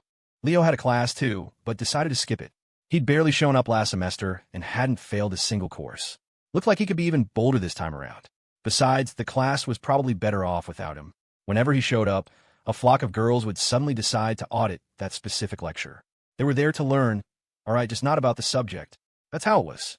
Only after you had money did you realize how forward those supposedly aloof goddesses could be. He actually enjoyed that part of his life. But with Khloe at the same school, he had to be careful. When she got jealous, she really did bite. He sighed. Should have never told her where I was going to college. Oh well, what's past is past. Sometimes when God opens a door, he closes a window. You just had to find a way to cut your own skylight. Back at the Galaxy Gaming Lounge, which doubled as his office, things were busy. Most of the students were back on campus. About 10 people were sitting around a table. When Leo walked in, they all stood up. Leo's here. Connor's son walked over excitedly, holding a data sheet. According to our initial numbers, in just half a day of being open yesterday, the market at Mill District had over 20,000 visitors. All 120 vendors made sales. He was clearly thrilled with the results. Even though the vendors' profits weren't his, good business meant more vendors would want in, and that meant the rent would go up. The market was designed to hold over 500 stalls and storefronts. Less than a quarter were currently in use. More importantly, Leo owned all the surrounding land, and he made it clear the park areas would always be parks. There would be no other commercial development. This was it, the only market in the entire university town. The value was undeniable. Connor was in charge of the project, specifically coordinating with food delivery services, so he had every reason to be happy. But Leo quickly threw cold water on his enthusiasm. Last night, the university forums were lit up with posts about vendors at the market using bad ingredients. People complaining about being sick all night. Leo said, his expression grim. I was lucky a few of my friends are admins and help cool things down. If we don't handle this, we might as well shut the whole thing down. He sat down, his hands flat on the table. Connor knew how serious this was. He glanced at the others. One of them spoke up. All the vendors have business licenses and health permits. They signed guarantee clauses with us. If something like this happens, how can it be our fault? Leo glanced at the guy who had spoken. He'd seen him around, but had forgotten his name. He was one of Kyle Yan's guys, someone he'd grown up with in the Mill District. Kyle had brought him on to help out. Kyle kicked the guy's chair. What the hell are you talking about? Kyle used to be just another punk from the district. Meeting Leo had changed his life, and he understood Leo's personality well, especially when it came to the market. Before it even opened, Leo had been crystal clear. There would be no screw-ups of any kind, especially concerning food safety. Leo, don't worry, Kyle said, turning to him. I'll contact the county health department right now and have them inspect the vendors involved. We'll tighten up our own oversight, too. It won't happen again. Most of the current vendors were former residents of the Mill District. To get them to sign the demolition agreements, Leo had promised them free rent for several years, followed by low-cost renewals. That was why the redevelopment had gone so smoothly. Kyle knew all these people, which made handling things easier. Of course, Leo knew some problems were inevitable. When you have a big group of people, you're bound to get a few scumbags. People say you should have a conscience in business, but the truth was you could make a lot more money without one. Since Kyle had spoken up, Leo let it drop. A good reputation is hard to build, but easy to destroy. That doesn't just apply to the market. He had come today to check the numbers and to give them a wake-up call. After he finished, he sent them on their way. Once they were outside the gaming lounge, the guy who had spoken up earlier spat on the ground, his face full of resentment. TCH, what a joke. Thinks he's some kind of big shot, sticking his nose in everything. Does he really think he can manage it all? Don't the vendors need to make a profit? If he keeps this up, what vendor is going to want to come here? Once he started, he couldn't stop. The others didn't dare say a word. His family had been like local tyrants back in the Mill District, a big, aggressive clan nobody dared to cross. And everyone knew his family had a business in the market. With the buyout money and their new business, they weren't hurting for cash. The only reason he was working here was to protect his own interests. His wife ran the only fried chicken joint in the entire place. He'd blocked every other similar business from getting in. Kyle had turned a blind eye before, as long as it wasn't too outrageous. But now he had crossed a line. That's enough. Kyle snapped. Either do the job or get the hell out. The man, whose name was Trey, was clearly stunned that Kyle would dare speak to him like that. A moment later, a cold sneer spread across his face. Kyle, you've been following that pretty boy for so long. Have you forgotten your own name? Kyle's face darkened. Maybe he had tolerated this guy for too long. He wasn't going to anymore. Trey, everyone knows what you're up to, he said with a cold snort. I'm giving you a chance to save face. You better take it. The market belongs to Leo, not you. Trey hadn't expected this. Back in the day, Kyle was just a punk who ran with his crew. How long had it been? Furious, Trey ripped the official market armband from his sleeve and threw it on the ground. Fine. ING quit. I'd love to see if this place can survive without me. He spun around and stormed off. Kyle's face was a mixture of green and white. The others stood silently. He took a deep breath. You guys go on ahead. I'm going to talk to Leo. The remaining few exchanged glances and nodded. Leo was still in the office with Connor, discussing food delivery logistics, when Kyle came back in. After hearing what happened, Leo asked, how many stalls does his family have in the market? 3. Kyle replied. Him, his parents, and his uncle. They used all 3 of their resident slots. He and his wife run them all, and their shop was one of the ones that had a complaint yesterday. Connor poured Leo a cup of coffee. Leo, you don't have to worry about this. I'll handle it. Leo trusted Connor's methods. He nodded. Just try not to disrupt the market's normal operations. And if it does, well, whatever. It's not like I'm counting on it to make me rich. Trey thought that by sabotaging the market, he could force Leo's hand. He had no idea Leo couldn't care less. The most valuable thing here was the land, and he already owned most of it. He was just waiting for it to appreciate. As for the market, if it succeeded, great. If it failed, he could turn it into a haunted house for all he cared. The only ones who would truly suffer were the other vendors from the old district. Connor nodded, signaling he understood. He slung an arm around Kyle's shoulders and led him out of the office, already talking. So this Trey guy, how many people in his family? The words were so ominous that Leo quickly called out, nothing illegal. Of course, Connor flashed an okay sign without even turning around. After they left, the office fell silent, punctuated only by the sounds of gaming from outside. Tooth on a catwalk, AWP mid. Youth, he thought. It was nice to still have friends to play games with. Not like him. The guys in his dorm were either busy chasing girls or tinkering with their delivery service. They were making progress, but not much. Just as he was lost in thought, his phone rang. Leo, where are you? It was April Zhang. Everyone else called him Leo or Mr. White. She was the only one who still called him by his first name. At school. What's up? Leo was confused. He had packed her schedule. She was supposed to be studying business management, analyzing Rush Sportswear's data, and taking all sorts of presentation skills courses. She shouldn't have had time to call him. April continued. I've finished looking at the data for Rush. And, well, I'm your assistant. She had always thought an assistant was supposed to be by their boss's side. But right now, she never even saw her boss. And Oregon was still a strange place for her. It was Leo who had brought her here. Leo sighed. Was that all? If you're done with Rush, look at Apex Construction's books. After Apex, look at the hotels. And finally, Silver Fir Capitals. An assistant's job is varied. Just keep learning for a while. If you have any questions, ask Laura Ying. April sighed back. Laura went back to Riverbend. She said there's some movement from the Hanlon group, and she went to check it out. She's already gone? Leo genuinely hadn't known. But Laura was always prudent. If she hadn't told him, it was because she wasn't sure yet. She'd report back when she had something concrete. She left last night, April confirmed. With Laura gone, April felt even more alone. Her brother, Spider, was currently obsessed with working construction, trying to earn enough for his sister's surgery. Leo had mentioned offhandedly that it would probably cost around $10,000. Spider had calculated that at $100 a day, it would only take him 1,000 days. Just about 3 years. Leo had been speechless.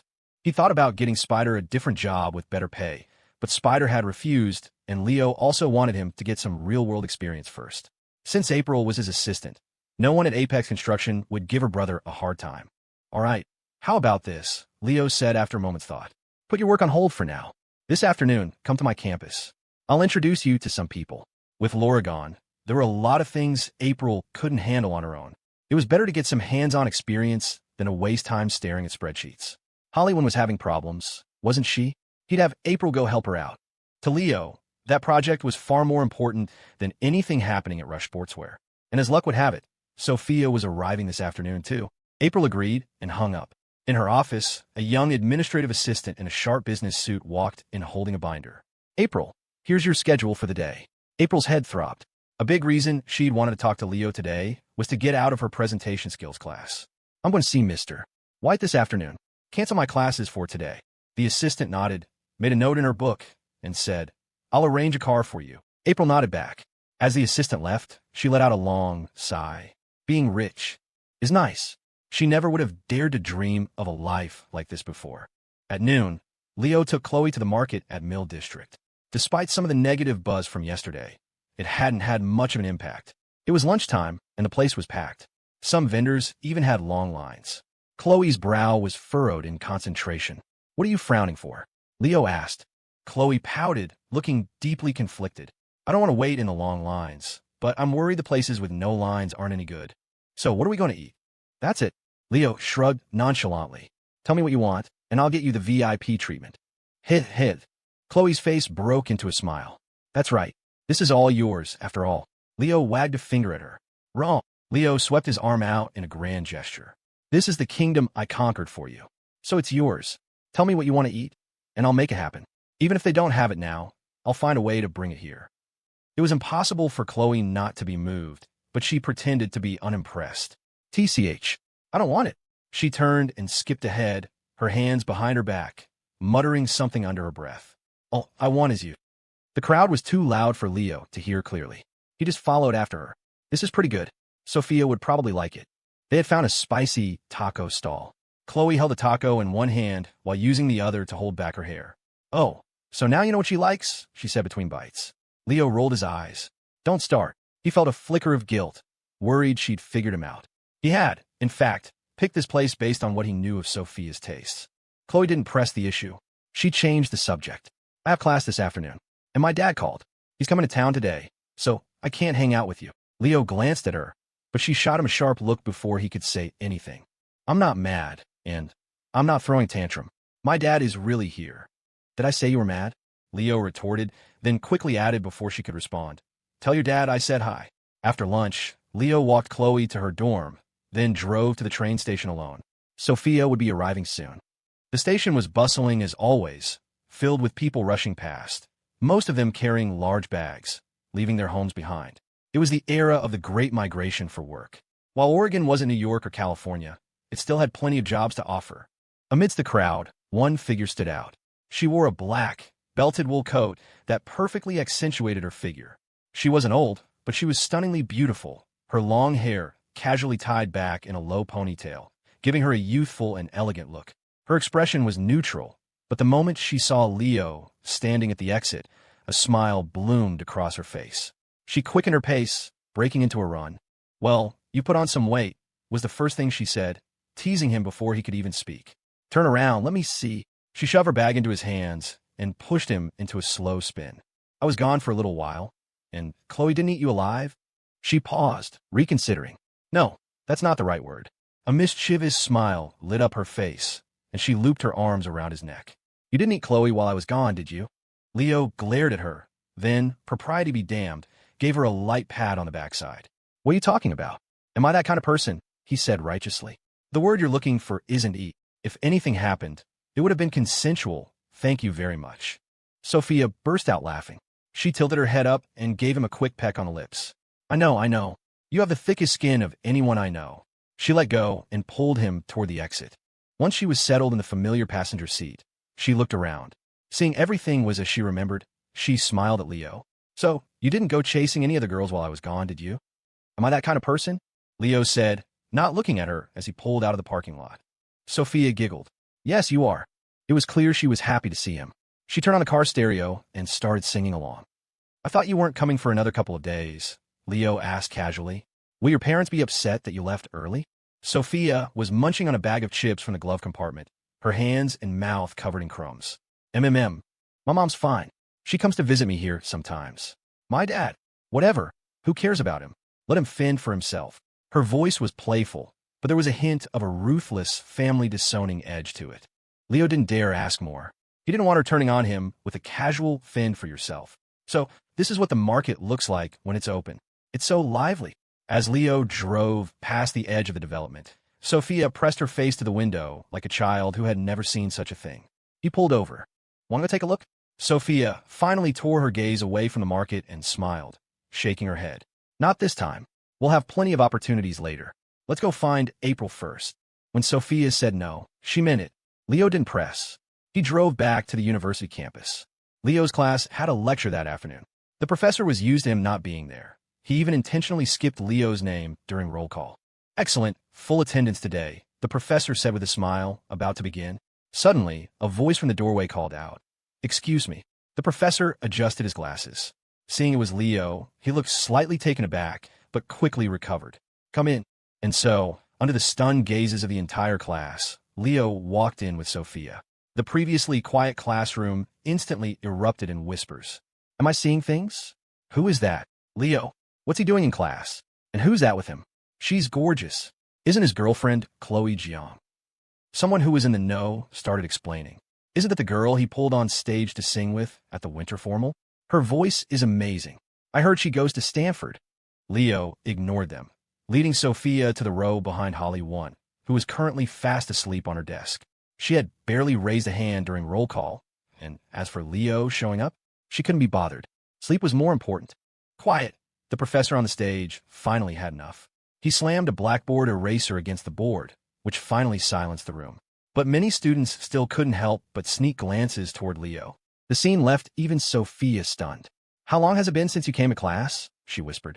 The way your classmates are looking at you, it's like they've seen a ghost. Leo shrugged. It's not me. We just had a class meeting yesterday. They're staring at you. Sophia rolled her eyes and kicked his foot under the desk. They're probably just wondering who I am, right? Maybe some are even guessing that something happened between you and Khloe. Leo gave a cold smirk. You're so smart. Sophia fell silent and even urged Leo to pay attention, though she knew it was pointless. Whether it was because of the new face in the room or because he was refreshed after the long break. The professor was particularly engaging today. Even Sophia had to admit he was almost as good as her professors at Stanford. Leo shot her a look. You'd better not let anyone from your school hear you say that. They might think our humble state school is trying to ride your coattails. Sophia giggled and gently nudged the still sleeping Holly in front of them. Class was over, and she hadn't stirred. Holly was deep in sleep and hated being disturbed. She was about to snap at whoever it was when she heard Sophia's voice. Instantly, her morning grumpiness vanished. Sophia, what are you doing back? I thought your semester didn't start for a few more days. When Sophia saw Holly's tired face, she was taken aback but didn't say anything. Instead, she just smiled. I finished up my business over there, so I came back early. Want to find a place to chat. Holly's roommates exchanged looks. They had been speculating wildly since Leo had sat down behind Holly with this other girl. They had no idea what he was up to. But now, it seemed Holly knew this girl, and knew her well. Could they have actually misjudged Leo? Holly smiled and nodded. Sure, let's go. Holly, we still have another class, one of her roommates reminded her. Holly paused, then looked at Leo. It's fine. I've got Leo. Leo rolled his eyes. That didn't exactly sound like something to brag about. And so, the group left the classroom. In Leo's dorm, the guys exchanged confused looks. What are they up to? All mysterious. Who knows? Hey, that's Sophia, right? She's gotten even prettier. You said the same thing yesterday when Khloe and Ivonne came by. Shane sighed dramatically. Are all the other guys on the planet dead? How does Leo get all the good ones? Leo, oblivious to the discussion behind him, had already arranged for April to book a private room at a coffee shop near campus. He led Sophia and Holly straight there. On the way, Sophia asked, "How's April doing now?" "You'll see when we get there," Leo said cryptically. Sophia and April had only met once, a fleeting glance when Leo and Laura Ying had first come to Oregon. She'd heard April's story from Khloe and felt a great deal of sympathy for her. She had fully approved of Leo making April his assistant. In fact, the presentation skills coach April was seeing was someone Sophia had recommended, a top-tier professional, the kind money couldn't usually buy. When the three of them arrived at the coffee shop, April was already waiting by the door. Her transformation was stunning. She wore her hair in a high ponytail, her bangs parted to frame her face. The scar was still there, but she no longer seemed to mind it. Confidence was the most beautiful look of all. "Leo." "Sophia." April knew about Leo's complicated life and recognized Sophia. She greeted them with a smile. "And you are?" "Hi, April. I'm Holly 1. You can just call me Holly." Holly was also a bit taken aback when she saw April, but quickly recovered and extended a hand. "Hello." On the way over, Leo had explained that he was assigning April to help them with marketing and logistics. It would be a trial run for her. Neither Sophia nor Holly had any objections, so it was important they get acquainted. "Let's go up," Leo said, leading the way inside. The file Holly had given Leo yesterday was now with April. She had brought it with her. Once they were in the private room, she handed it to Leo, then sat quietly to the side, notepad ready. Leo had already briefed Sophia on the company's real situation. It was a venture destined for success no matter what. But Holly didn't know that, and they couldn't tell her. "Holly, the company's organizational chart is already set up, isn't it?" Sophia asked, looking through the file. "Is there something you're worried about?" She had noticed some hesitation in Holly's previous decisions. Holly bit her lip, her brow furrowed. "I'll look them up. The people on the team are all leaders in their respective fields. I'm worried we can't afford their salaries." Well, you're getting smarter. You actually did your research," Leo muttered under his breath. The comment made Holly blush. "Well, your money doesn't grow on trees." The moment she said it, Leo slapped the table. "But I want you to feel like it does. Now you're making me feel bad." Holly glanced at Leo. He was looking right at her. She quickly averted her gaze. Leo sighed. This wasn't working. He shot Sophia a look. She caught his meaning immediately. "How about this?" Sophia said. "I'll look into it further. Let's not rush things. You take a few days off to rest, and I'll handle things for now." From Sophia's perspective, the problems Holly was raising were non-issues for Leo. Holly was just creating unnecessary stress for herself. After chatting for a bit, they dropped Holly back at campus. The sky was growing dark. April, seeing Leo and Sophia chatting away, realized she was becoming a third wheel. She made an excuse and slipped away. According to Leo's instructions, she would be staying in the university town for the next little while, helping Holly's team find a venue and an advertising agency. This was the first real task Leo had given her, and she took it very seriously. Leo didn't try to stop her. He and Sophia hadn't seen each other in a while. A third person really wasn't needed. Even Khloe had the good sense to go see her father. Ethan Jiang had called Leo to say he was in town, but Leo had been busy and hadn't planned on seeing him. The recent movements from Richard Chin's side weren't just concerning Laura Ying. Ethan was also paying close attention. After all, Richard was the man who had torn his family apart. Ethan was not an easygoing person. He wouldn't just let slide. This was part of Leo's confidence. After April left, Sophia walked around to stand in front of Leo, a playful smile on her face. He reached out and ruffled her hair, deftly pulling the band from her ponytail. Her black hair instantly cascaded down, falling freely around her shoulders. In the twilight, combined with her pure, sweet features, she looked breathtakingly beautiful. "Brother." Sophia's voice was crisp and clear. Before Leo could reply, she continued, "Take me shopping tonight." Her eyes were full of anticipation. Leo glanced at the time. It was already past 7. "Shopping now?" "All right," he said with a wicked grin. "We'll go shopping, then catch a midnight movie. After that, grab some barbecue, have a few drinks." If that smile were on anyone else's face, most people would find it disgusting. But this was Leo. Sophia's own smile was a mix of amusement and challenge. She leaned in closer.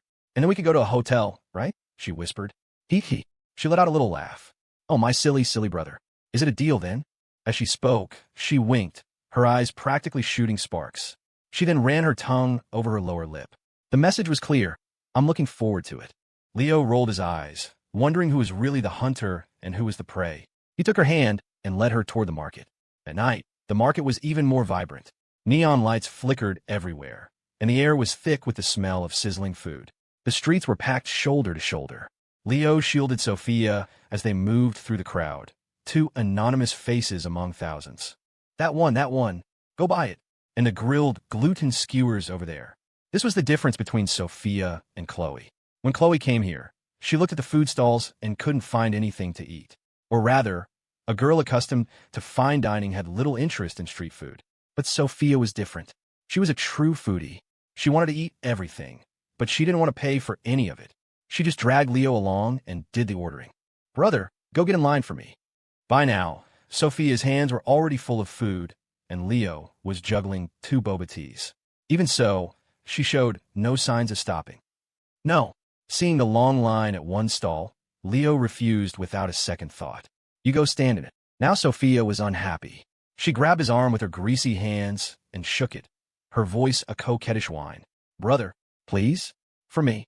Her eyes welled up, a picture of pitifulness that made it hard to say no. The people around them were used to such scenes. This was a college town, after all. There was no shortage of couples. It was a place where you could get your fill of public displays of affection just by walking out the door. Someone in line even joked, hey man, you'd better get over here. If you don't, your girlfriend might actually start crying. Sophia didn't deny it. In fact, she started blinking faster, as if actively trying to squeeze out tears. Fine, I'm coming, Leo said, exasperated. At that, Sophia's face broke into a huge grin. He had agreed. Of course, she wasn't going to let him go for nothing. She stood on her tiptoes and planted a kiss right on his cheek with her greasy lips.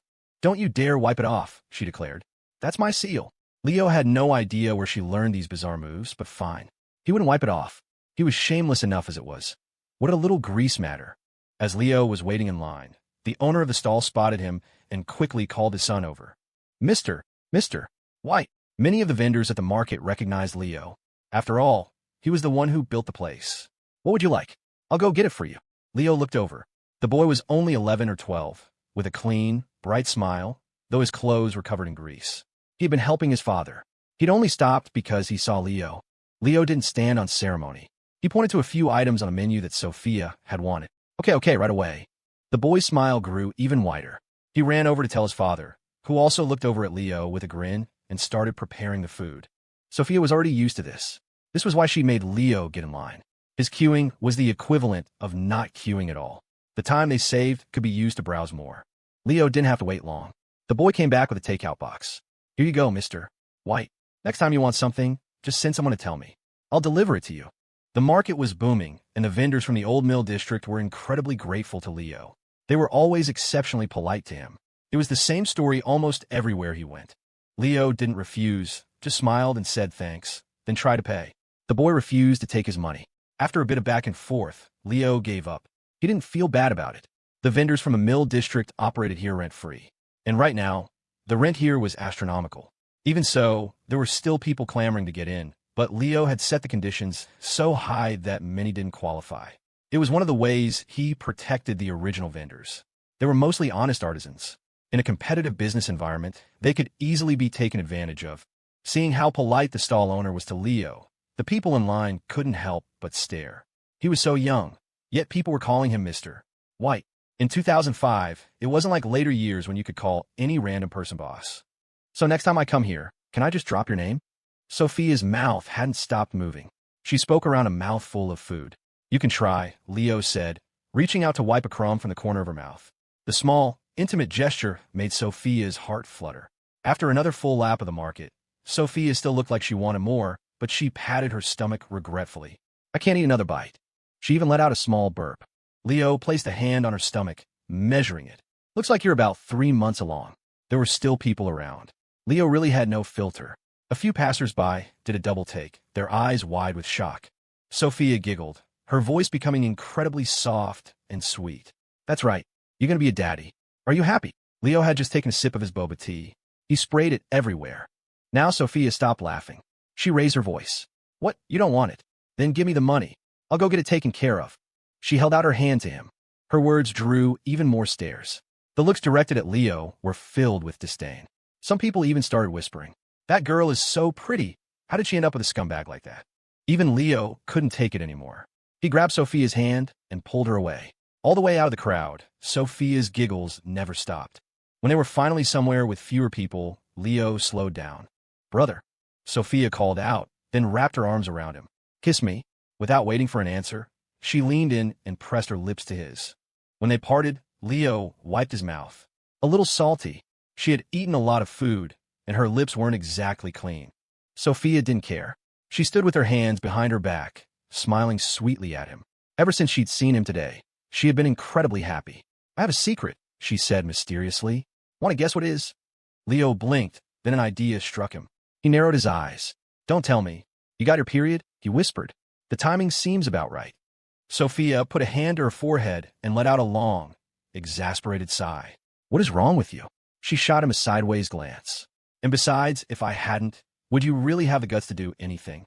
"Nope," Leo admitted with a very serious nod. "TCH." Seeing her disdainful look, Leo reached out and squeezed her cheeks. Only then did she continue. "My dad is back in Riverbend. He said that whenever you come back, he wants to treat you to dinner. For real." Leo was skeptical. Over the break, he had met her parents in L.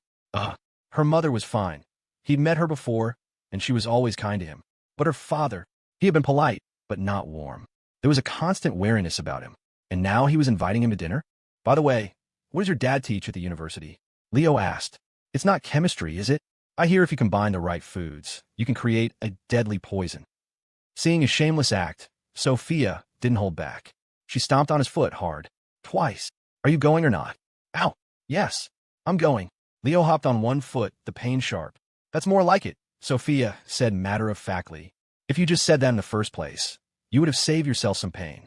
Right, brother?" Looking at her smiling face, Leo wondered how he'd never noticed before just how mischievous she could be. Sophia supported him as they walked back to their apartment complex, their little home, as it were. Khloe wasn't back yet. While Sophia was in the shower, Leo gave her a call.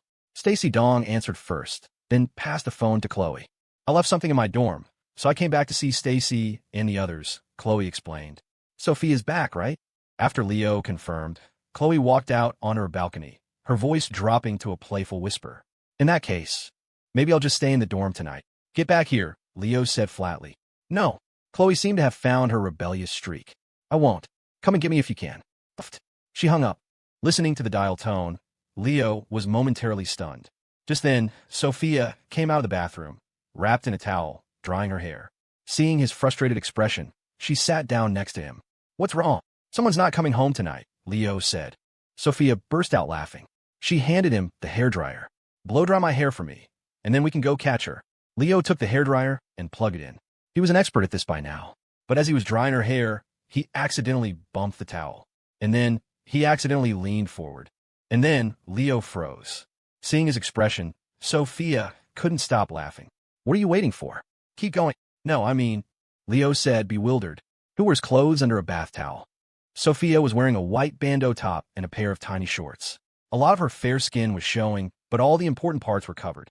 "I do," Sophia said matter-of-factly. Okay, I'm going to go change. Wait for me." She disappeared into her room. This apartment had one main feature. It was huge.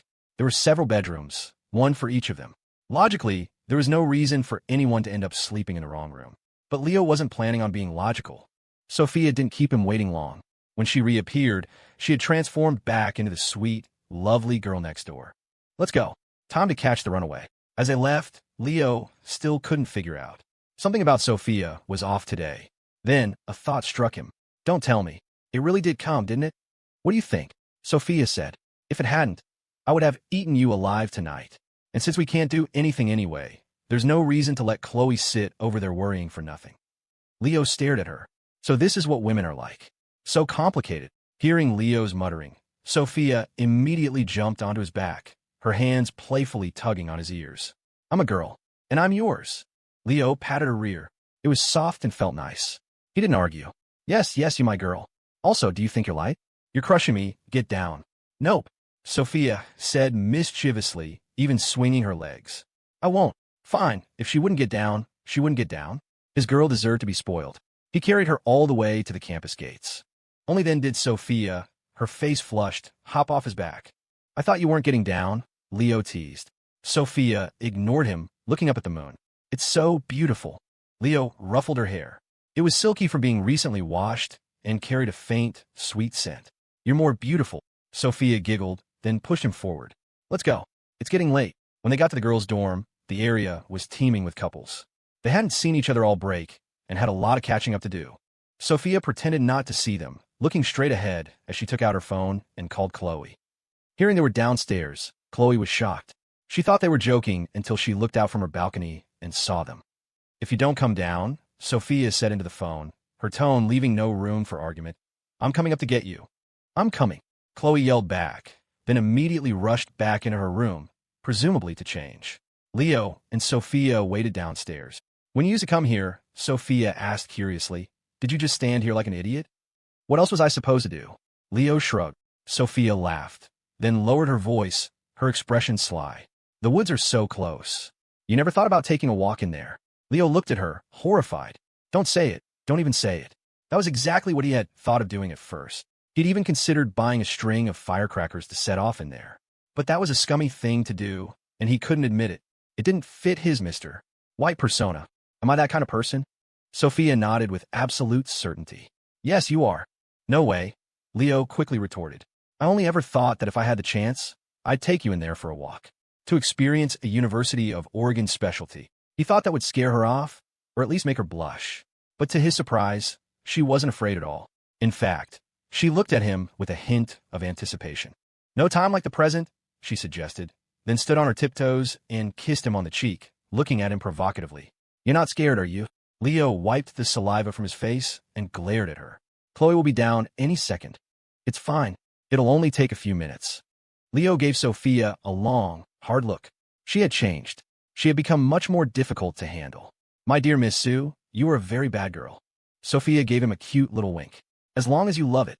Just as they were talking, Khloe finally finished getting ready and came downstairs. Seeing them, she hurried over. Sophia looked disappointed. "That was fast." Leo ignored her. He took the bag from Khloe's hand. "Let's go, you runaway girl." Khloe pouted, ignoring Leo and linking arms with Sophia instead. "This is my dorm, you know." "Ouch," she yelped as Leo flicked her forehead. "You dare talk back?" "Oomph." Khloe huffed, deciding not to stoop to his level. She pulled Sophia closer. "Sophia, this guy is getting worse and worse. Who knows what kind of trouble he got into while he was here alone." Khloe sounded so righteous that even Sophia shot Leo a deep, meaningful look. "Oh," Khloe continued, "I have this older friend, Ivonne.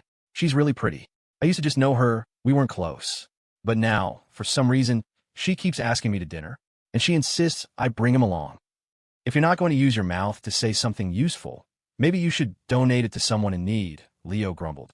What was wrong with this girl? Had she learned how to tattle now? Khloe was unfazed. She hid behind Sophia, peering at Leo timidly. That forehead flick had apparently really hurt. "Hee," Sophia laughed, looking at Leo. "Well, look at you. You're quite popular." Unlike the sour, jealous tang in Khloe's voice, Sophia's was clearly teasing. "Looks like I'm the third wheel here. Since we're already here, why don't I just go back to my dorm, and you two can have your fun?"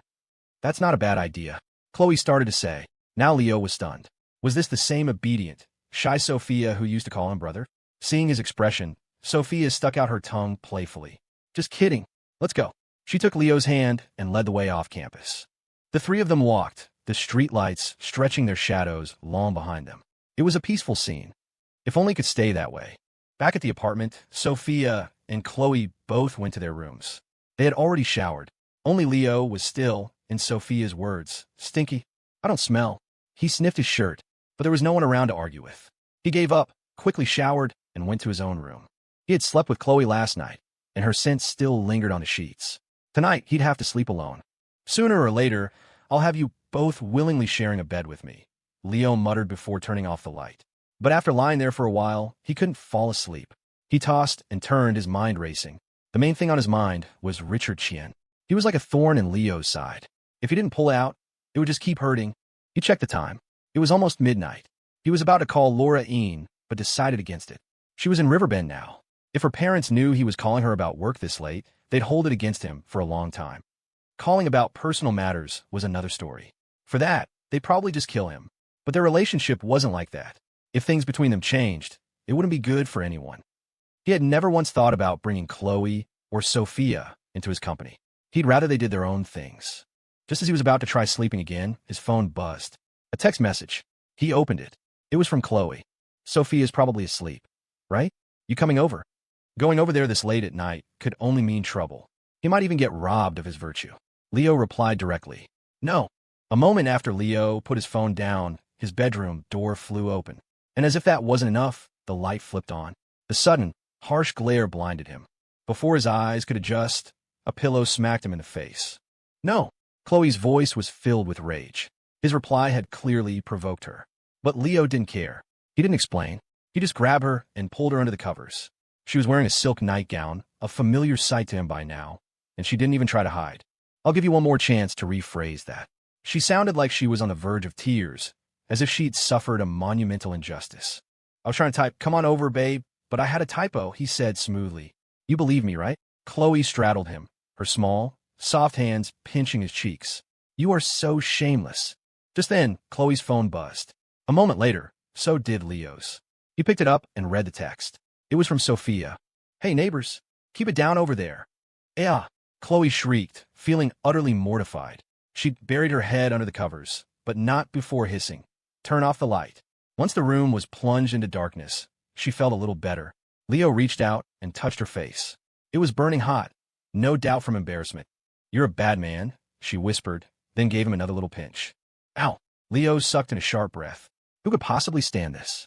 Can you please act like a human being? Nope, she retorted playfully. When Leo tried to retaliate, she went still, lying quietly in his arms, tracing circles on his chest with the tips of her hair. Honey, my birthday is coming up, she murmured. That's right, Khloe was turning 20. I'm so happy, she whispered, to have met my favorite person at the best time of my life. Leo kissed her lips. I'm happy too, to have met you again. Khloe didn't understand what he meant by again, but she didn't ask. She just lay in his arms, breathing in his scent, savoring the moment. In the past, whenever his hand had drifted downwards, she would instinctively stop him. Tonight, for some reason, she summoned a new kind of courage. In the darkness, Leo could feel her breathing grow quicker, more ragged. He stopped. Okay, time for bed. His own voice was trembling. He had almost lost control. You bad man. Khloe huffed, then pinched him again. You bad man. I like you so much. I like you too, Leo replied. Khloe hummed in contentment. Your birthday is coming up soon too. Their birthdays weren't far apart. Technically, Leo should have called her big sister, but he couldn't bring himself to do it, and she couldn't stand to hear it. What do you want for your birthday? She asked. I want you. Khloe was very pleased with his answer. She nibbled gently on his earlobe. Her cheek was pressed against his, and after she spoke, he could feel his own face grow hot. Little girl, you're playing with fire. She didn't argue. She just hooked an arm around his neck. I don't care. Her bravado didn't last long. Leo pulled her into a tight embrace. Are you sure? Khloe's heart felt like it was about to beat out her chest. For a long time, she didn't answer. She was supposed to say yes, but the word wouldn't come out. The moment Leo made another move, she shot up in bed, her voice cracking. I'm scared. She was still just a girl, after all. Leo took a couple of deep breaths to calm himself down. Steeling himself, he went into the bathroom and took a cold shower. When he came out, Khloe was dressed, looking at him timidly. Leo sighed. You go to sleep? I'll sleep outside. Khloe thought he was angry. Before he could leave, she jumped off the bed and threw her arms around him. I'm sorry. She didn't know what to say. For her to have gone this far was already a huge step. Leo knew that, which was why he'd never pushed. He let things happen naturally. He turned and patted her back, his voice a soothing whisper. I know. I'm just tired tonight. Let's get some sleep. We have a long future ahead of us. Khloe nodded. The moment she let go, Leo walked out of the room, closing the door behind him. Thank God the apartment was big and had plenty of rooms. At least he wouldn't be sleeping on the sofa. After all that excitement, any sleepiness Leo had managed to build up was gone.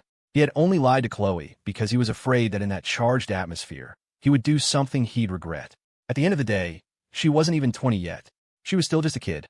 The thought of taking advantage of a kid filled him with a deep sense of guilt. After lying in bed for half an hour, confirming he was wide awake, Leo got up, dressed, and tiptoed out of the apartment. Apparently, he wasn't the only one who couldn't sleep. Though he closed the door as quietly as he could, in the dead of night, the sound was still audible. The lights in his room and Sophia's room both flicked on at the same time. When Sophia, dressed in her pajamas, walked into the living room and saw a teary-eyed Khloe. She asked, "Khloe, what's wrong? Where's Leo?" Khloe didn't answer. She just went from room to room, opening each door. She didn't see a trace of him. What happened? Sophia pressed, frowning. This wasn't how she had pictured things going. Khloe bit her lip and shook her head. Sophia asked first, "Did he do something to you and then leave?" Khloe bit her lip and shook her head. Sophia tried again. "Then he didn't do anything to you and left." Khloe shook her head again. Sophia sighed. "So, you didn't let him do anything, and then he left?" Khloe started by shaking her head, then switched to nodding. Sophia rubbed her forehead. This was giving her a headache. Just then, Khloe's voice trembled. Is he going to leave me?" Sophia reassured her that he wouldn't and told her not to overthink it. She sent Khloe back to her room, then took out her phone and called Leo. "Where did you go?" "Just going downstairs to grab a pack of smokes," Leo said, a smirk in his voice. He thought about the text she just sent him. "You haven't been asleep this whole time, have you? You weren't eavesdropping, were you?" "Ugh, please." Sophia shot back. "Only dogs eavesdrop." "Ah," Leo chuckled, not bothering to call her bluff. The early morning air was cool, a damp chill carried on the breeze. It was early spring in Riverbend, which meant a constant, light drizzle was the default weather setting. Leo wandered around for a bit, but couldn't find a single open convenience store. In 2005, the area around the university hadn't yet been overrun by 24-hour shops. After Sophia made him promise for the third time that he was fine, she told him to hurry back and hung up, staring at the contact name on her phone. Asshole, she let out a soft sigh. If Khloe hadn't been in the next room, she would have already been out there looking for him. Shaking her head, she tried to push the thought away. She poured a glass of warm water and went into Khloe's room. Khloe was sitting on her bed, staring blankly at her phone. She wanted to call Leo, but she couldn't bring herself to do it. Sophia handed her the water. "Khloe, drink this. Then try to get some sleep." "He just went out for a cigarette," she added reassuringly. "He'll be back soon." Khloe hugged her knees, looking up at Sophia. What if he doesn't come back?" Sophia rolled her eyes, her patience wearing thin. "He will." Leo really did just want a cigarette to clear his head. It was only when he opened the pack that he realized it was empty. Only a smoker can understand that specific, desperate craving when you're out of smokes. It's a feeling strong enough to make you crawl out of the warmest bed on the coldest night. Giving up on the neighborhood around the apartment, he started walking toward the Galaxy Gaming Lounge. Thankfully, it wasn't far. In the dead of night, the gaming lounge was at its peak. The all-nighter crowd was deep in the zone, a buzz of energy that wouldn't fade until 4 or 5 in the morning. His arrival surprised Ying, Spike's sister, who was in the middle of lecturing a girl at the front counter. "Leo, what are you doing here?" she asked. Leo didn't waste time. He tapped the counter. 2 packs of Marlboros. Then he nodded toward the girl. "What's going on here?"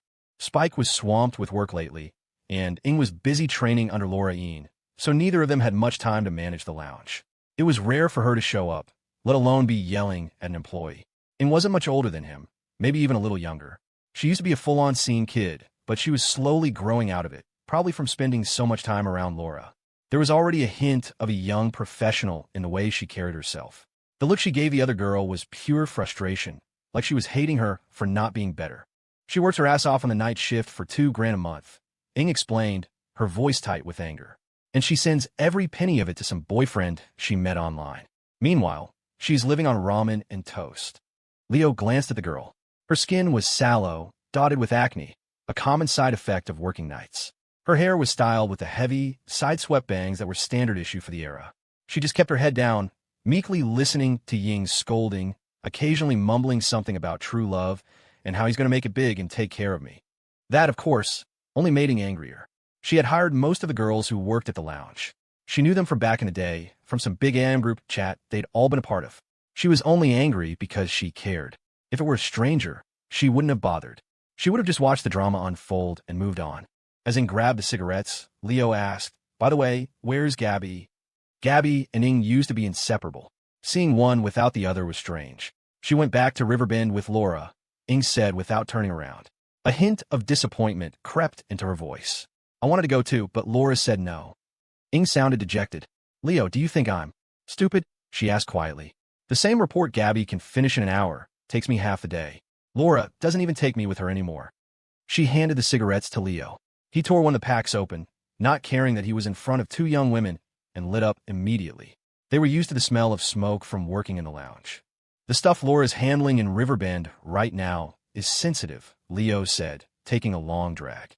She might be gone for a while. She told me that even though you're slower, you're more meticulous. You don't make mistakes. She said she feels more at ease leaving you in charge here. Ying stared at him, her eyes wide. A genuine smile slowly spread across her face. Just as Leo was about to leave, she called out to him. Leo, wait. The things you just said, did Laura really say that? Leo paused, then blew out a smoke ring. Yeah, probably. He made a mental note to talk to Laura. A little praise went a long way with these kids. Stalking around the office with a permanent scowl wasn't doing her image any favors. I knew it. You're getting worse, Leo. Ying called after him, a grin in her voice. You're just a smooth talker. Leo waved a hand over his shoulder without looking back. Boys who knew how to sweet-talk girls were the ones who got the candy. A few minutes after he left, Ying got a text from him. She read it, then tucked her phone away. She turned to the girl at the counter. Take tomorrow off. After that, you're off the night shift. I'm moving you to days, same pay. Leo walked slowly back to the complex, his mind racing. The term simp didn't exist in 2005. There was only deeply in love. Back then, people would run away from home for someone they'd only ever met online. Most of the time, they ended up losing their money and their dignity. Leo had just given Ying a heads up. What she did with it was up to her. He just didn't want the Galaxy Gaming Lounge to get famous because an employee committed suicide. He used his key to open the door. The living room light was still on. He tiptoed inside, planning to sneak into his room and collapse in a bed. But the moment he opened his bedroom door, a pair of arms wrapped around him from behind. He knew the scent. It was Khloe. Still awake? He asked softly. I couldn't sleep. Not until you came back. Even though Sophia had been certain he'd return, Khloe couldn't shake the fear. Hey, I told you I was fine, Leo said, turning around. He saw the faint tear tracks on her cheeks and knew he'd been reckless. Guilt washed over him. Next time, I'll tell you before I go out. Hearing that seemed to soothe her a little, but she looked him straight in the eye and said, firmly, there won't be a next time. Leo pretended not to understand. He reached out and gently tweaked her nose. I'm dead tired. Let's get some sleep. We can talk about whatever tomorrow. Seeing that she was still biting her lip, looking like she had more to say, Leo gently pushed her toward her room. Don't overthink things, he said softly, closing her door. I'm still waiting for my birthday present. He leaned against the closed door and let out a long breath. Living with them was going to kill him. The next few days settled back into a routine. Sophia's classes at the University of Oregon started up again. The new semester was brutal. The moment she got her syllabus, she unloaded a mountain of complaints on Leo, even starting to brainstorm excuses to use if she got caught skipping a lecture. In her eyes, Leo was an expert in that field. Leo listened with a grin, but he couldn't offer much advice. Their situations were different. He could skip class because he had the university administration in his pocket. U of O. Forget it. That was the big leagues. Even with her father's influence, the administration there wouldn't cut her any slack. Just go to your classes, he said. I'll have April keep an eye on the company. Nothing will go wrong. Sophia shook her head seriously. I'm not worried about that. Oh, now Leo was surprised. She wrapped her arms around his neck. I won't have time to keep an eye on you. What if someone else snatches you away? Leo blinked. He guessed that was a fair point. And, come to think of it, he should probably be happy about that. Why is your face twitching like that? Leo quickly rubbed his cheeks. It's not. Pfft. Sophia shot him a look. You're trying not to smile, aren't you? Fine. She let out a long sigh, then gave him a wounded look, her next words catching him completely off guard. Just be careful, okay? Don't go knocking anyone up. I'm not raising your kid for you.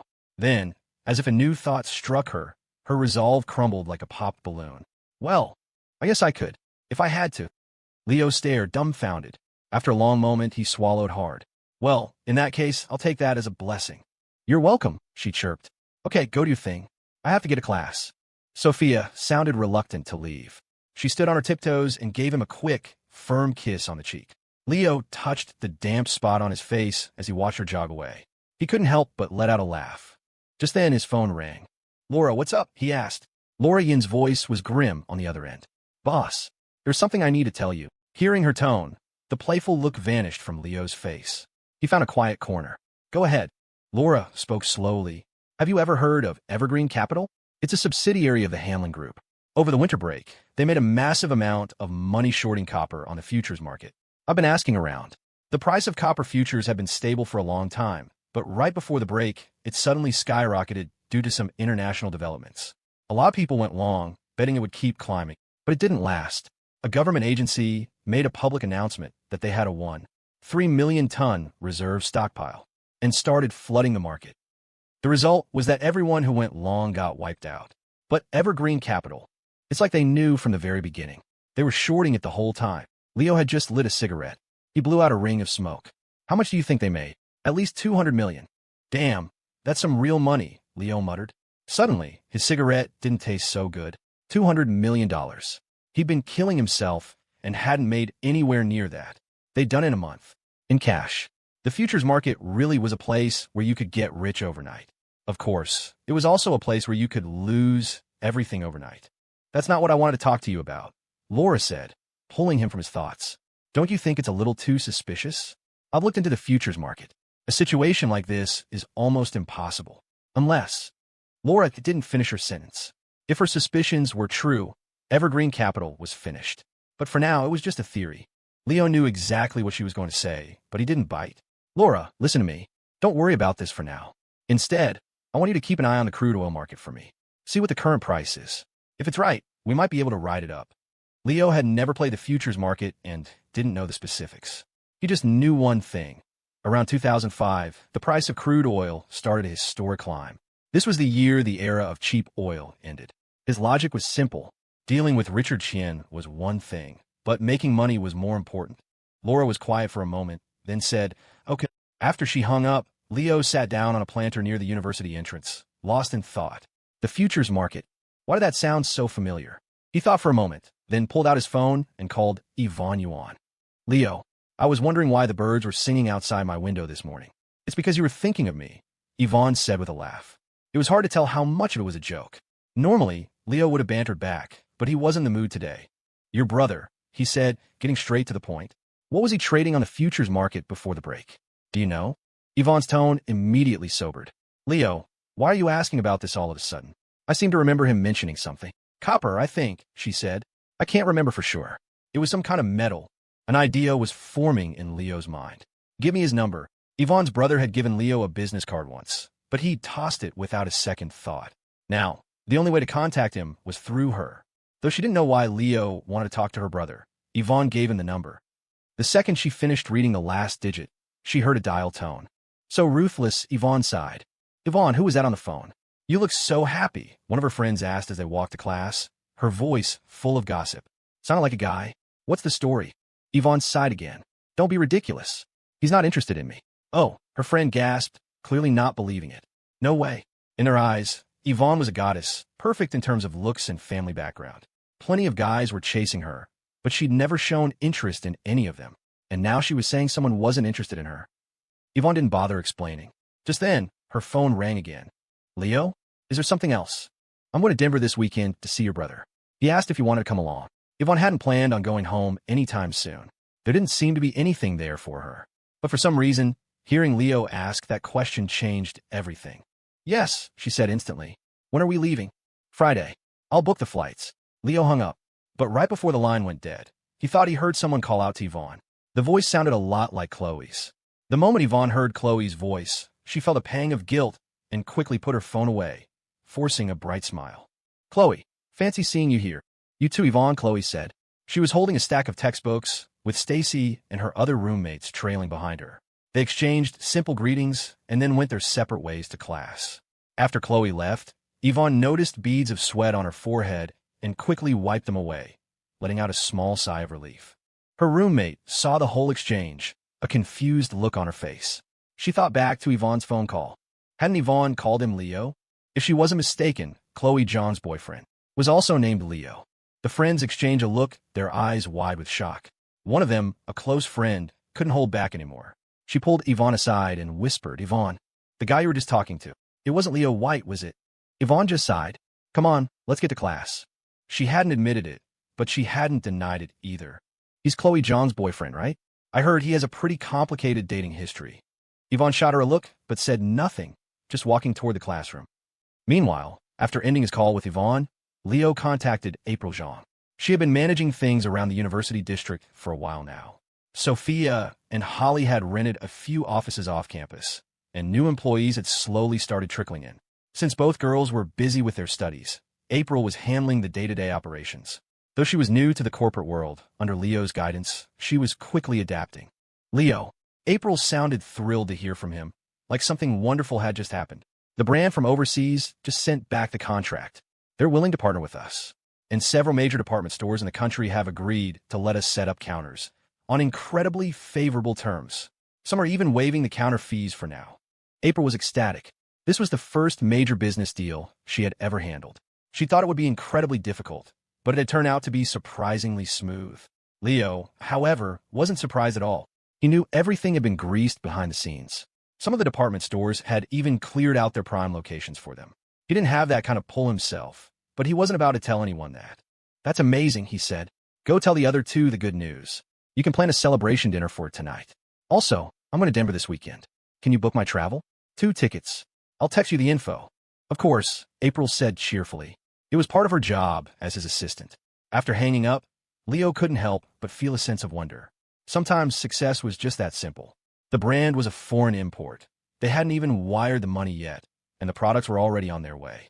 The display counters were provided by the stores, free of charge, and they probably never intended to collect a fee anyway. As for celebrity endorsements, all A-listers, lined up by Sophia, who had almost failed to even pay their endorsement fees. From a simple idea to products on the shelves, it had taken less than a month. He could already see it. The brand was going to be a massive hit in the country. Making money was a sure thing, and once they made money, they could move on to acquiring the brand itself. Leo was already prepared. This is just fate, he sighed. In his past life, he hadn't achieved any real success until middle age, and even then, he was just riding the coattails of the era. This time around, his success was purely due to his knowledge of the future. Either way, it was hard work. And as for Hollywood, she might think he was helping her, but in reality, he was just going through the motions. After lingering at the university entrance for a while, Leo headed toward the market at Mill District. It was only a little after 9 in the morning, and many of the stalls were still closed. Lunch and dinner were their busy times. As he passed a fried chicken joint, he saw workers taking down the sign. A middle-aged woman was on the sidewalk, wailing, "You godless bastards! The shop is gone. How am I supposed to live? You might as well just kill me." The construction workers looked helpless. "Look, lady, your husband already signed the papers. What's the use of crying here? Now, please move." Even though the food court was quiet in the morning, there were plenty of delivery drivers around. They couldn't help but stop to watch the commotion. Leo drifted closer to listen in. Once he understood what was happening, he turned and walked away. Connor is moving fast, Leo thought to himself. The management office for the market was in a corner on the 3rd floor. As Leo approached the door, he could hear Connor's son's laughter from inside. That guy actually thought he could threaten Leo? I don't know where he got the nerve. Now he's crying and begging for a second chance? Too late. Spread the word.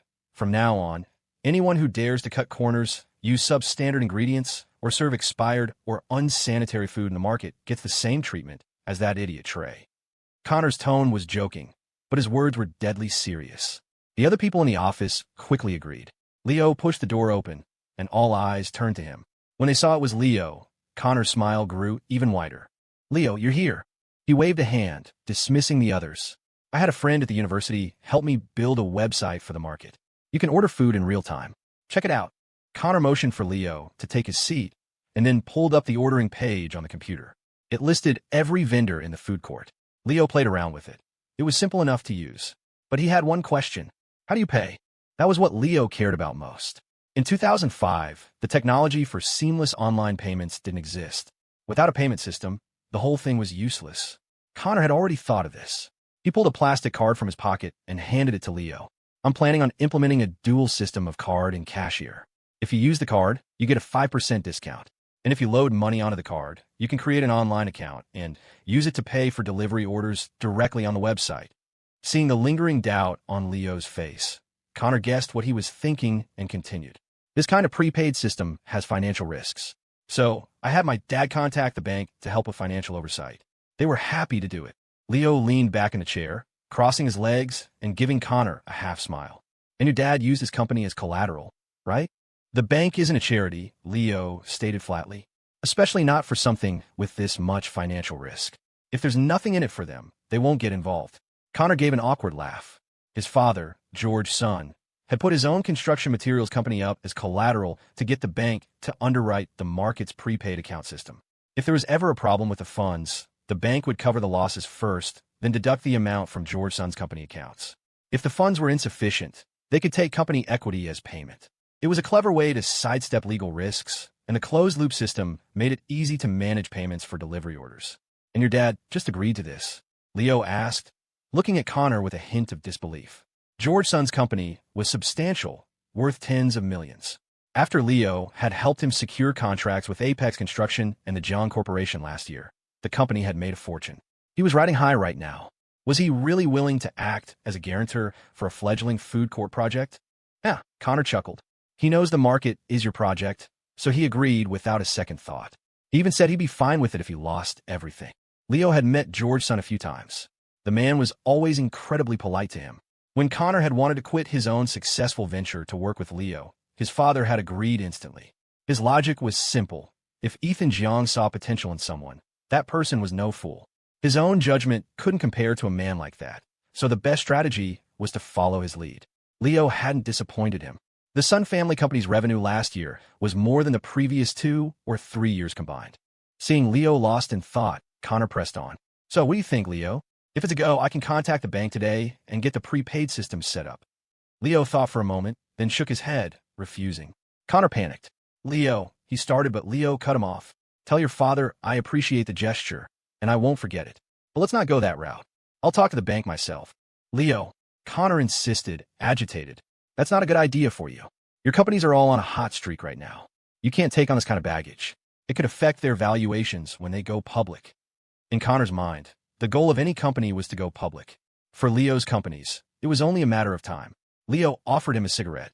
Connor, listen to me. After lighting it, he continued, you've given me an idea. This payment platform doesn't just have to be for the market. We could integrate it with services for topping up AIM credits, online game points, phone minutes.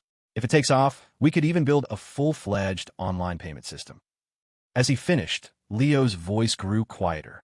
Your father's company is big, but it's not big enough to back a platform like that. Connor's eyes were wide, fixed on Leo. Leo. He swallowed hard, his voice trembling. If this actually works, does that mean we wouldn't need to carry cash anymore? Connor was smart. His knowledge and vision were far beyond his years. Leo had only pitched an idea, and Connor was already seeing the future. But Leo brought him back down to earth. Eventually, yes, but it will take a very, very long time. The technology we have right now isn't nearly good enough. And who knows what will happen.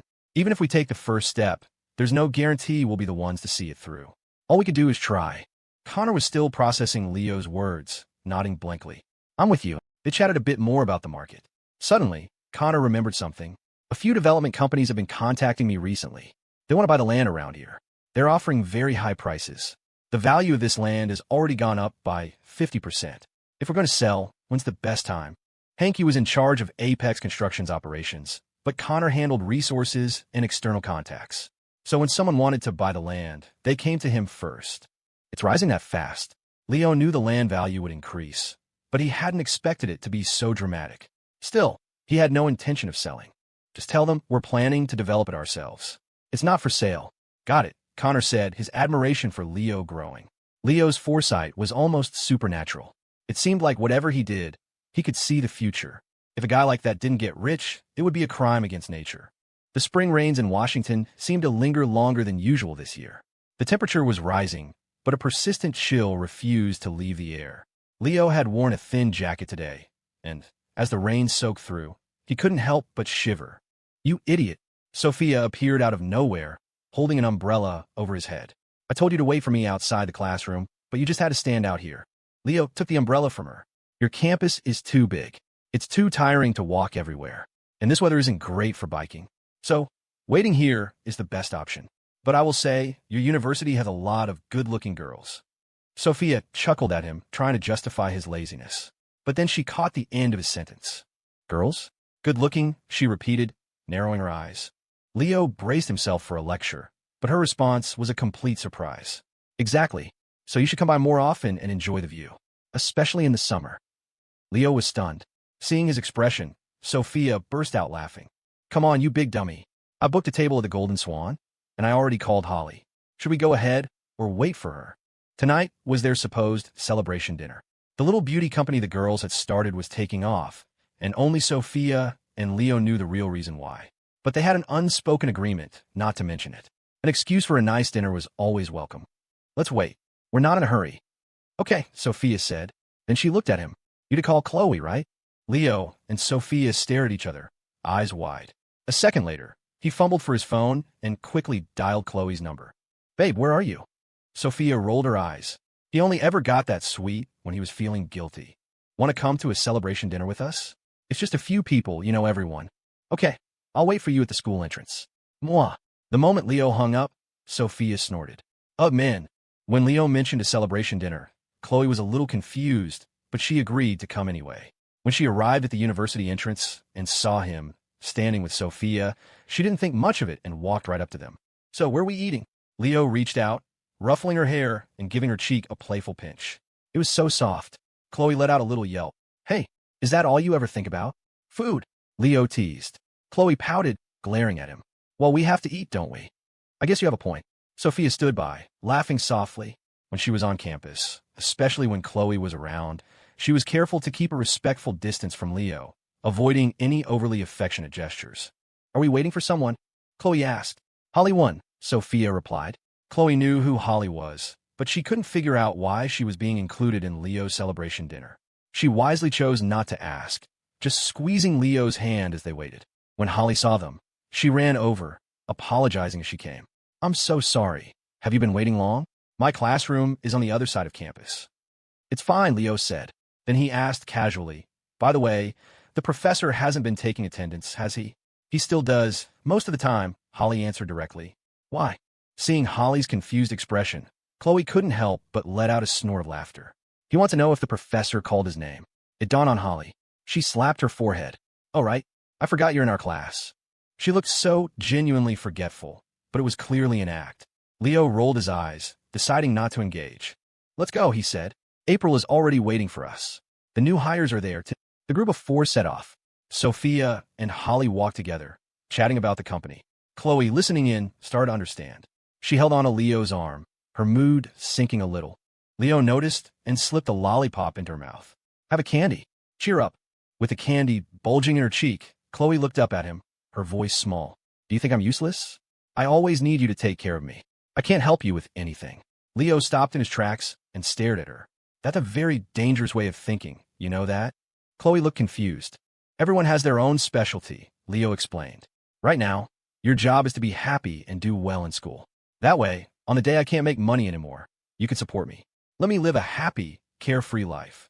Khloe felt like he was just trying to smooth things over, but for some reason, the words tasted sweeter than the candy in her mouth. Before she could respond, he added, "What, you're not willing?" "No." Khloe shot back instantly. "I am. I really am. Even if you end up with nothing, I'm still willing." "Sure." Leo pressed a finger to her lips. "If you keep talking crazy, I'm going to kiss you right here." Khloe glanced at the people walking by, then clamped a hand over her own mouth. It wasn't clear if she was afraid he'd actually kiss her or if she was afraid she'd keep talking. "Don't overthink it. Come on." Leo took her hand and led her forward. Sophia and Holly had gotten a little ahead. Seeing that Leo hadn't caught up, they stopped and turned. "Hurry up. They're all waiting for us." Sophia called out. Khloe waved. "Coming." She pulled Leo along, breaking into a light jog to catch up. She seemed to whisper something under her breath. Sophia would be willing to. This time Leo heard her. The restaurant wasn't far from the university. Even with their dawdling, it only took them about 10 minutes to get there. April had booked a private room. When they walked in, everyone was already there, the room buzzing with conversation. "Mr. White," they all said, standing up to greet him. Leo nodded, bypassing the head of the table and taking a seat to the side. Sophia guided Holly to the main seat, then sat down next to Leo. Everyone watched this, exchanging looks. They had all assumed the company belonged to Leo. But now, it seemed there was more to the story.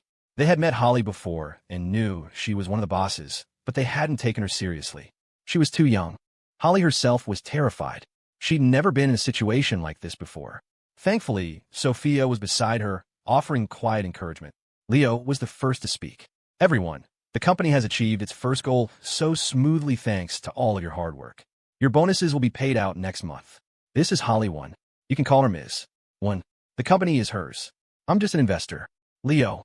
Holly looked pale, about to protest, but Leo silenced her with a look. "The brand has delivered the products, and the sales channels are in place. Now, it's time for all of you to show your value. All the groundwork has been laid. Our competitors won't be making any big moves anytime soon. It's like the entire market is clearing a path for us. if we can't get a good result with all of this. Leo let his words hang in the air. The people at the table were smart. They were industry elites that Leo had headhunted from various companies, offered salaries so high that even Holly had gasped when she saw them. "Don't worry, Mr. White," one of them said, thumping his chest. "Leave it to us. With your support, we guarantee we'll capture the market share in the shortest possible time." Leo smiled and winked at Sophia. She understood immediately. She got a backpack from April and discreetly passed it to Holly, whispering instructions. Holly looked at Leo, stunned, but he wasn't looking at her. He was busy holding court with the others at the table, talking business. From Holly's angle, though, she could see his hand resting on Khloe's thigh under the table. He even gave a little squeeze. Spring had arrived, and everyone was wearing thinner clothes. It felt nice. After eating a little, Leo and Khloe excused themselves to go to the bathroom. Sophia followed them out. Shortly after Leo left, Holly did as he had instructed. She opened the backpack. It was filled with cash. Sometimes, people were simple. To get them to work their hearts out for you, you first had to win them over. A flood of cash was the simplest and most effective way. Leo was teaching Holly how to win people's loyalty. After all, the company was hers. He wouldn't be involved much in the future. He would even slowly transfer his shares back to her. It was all up to her now.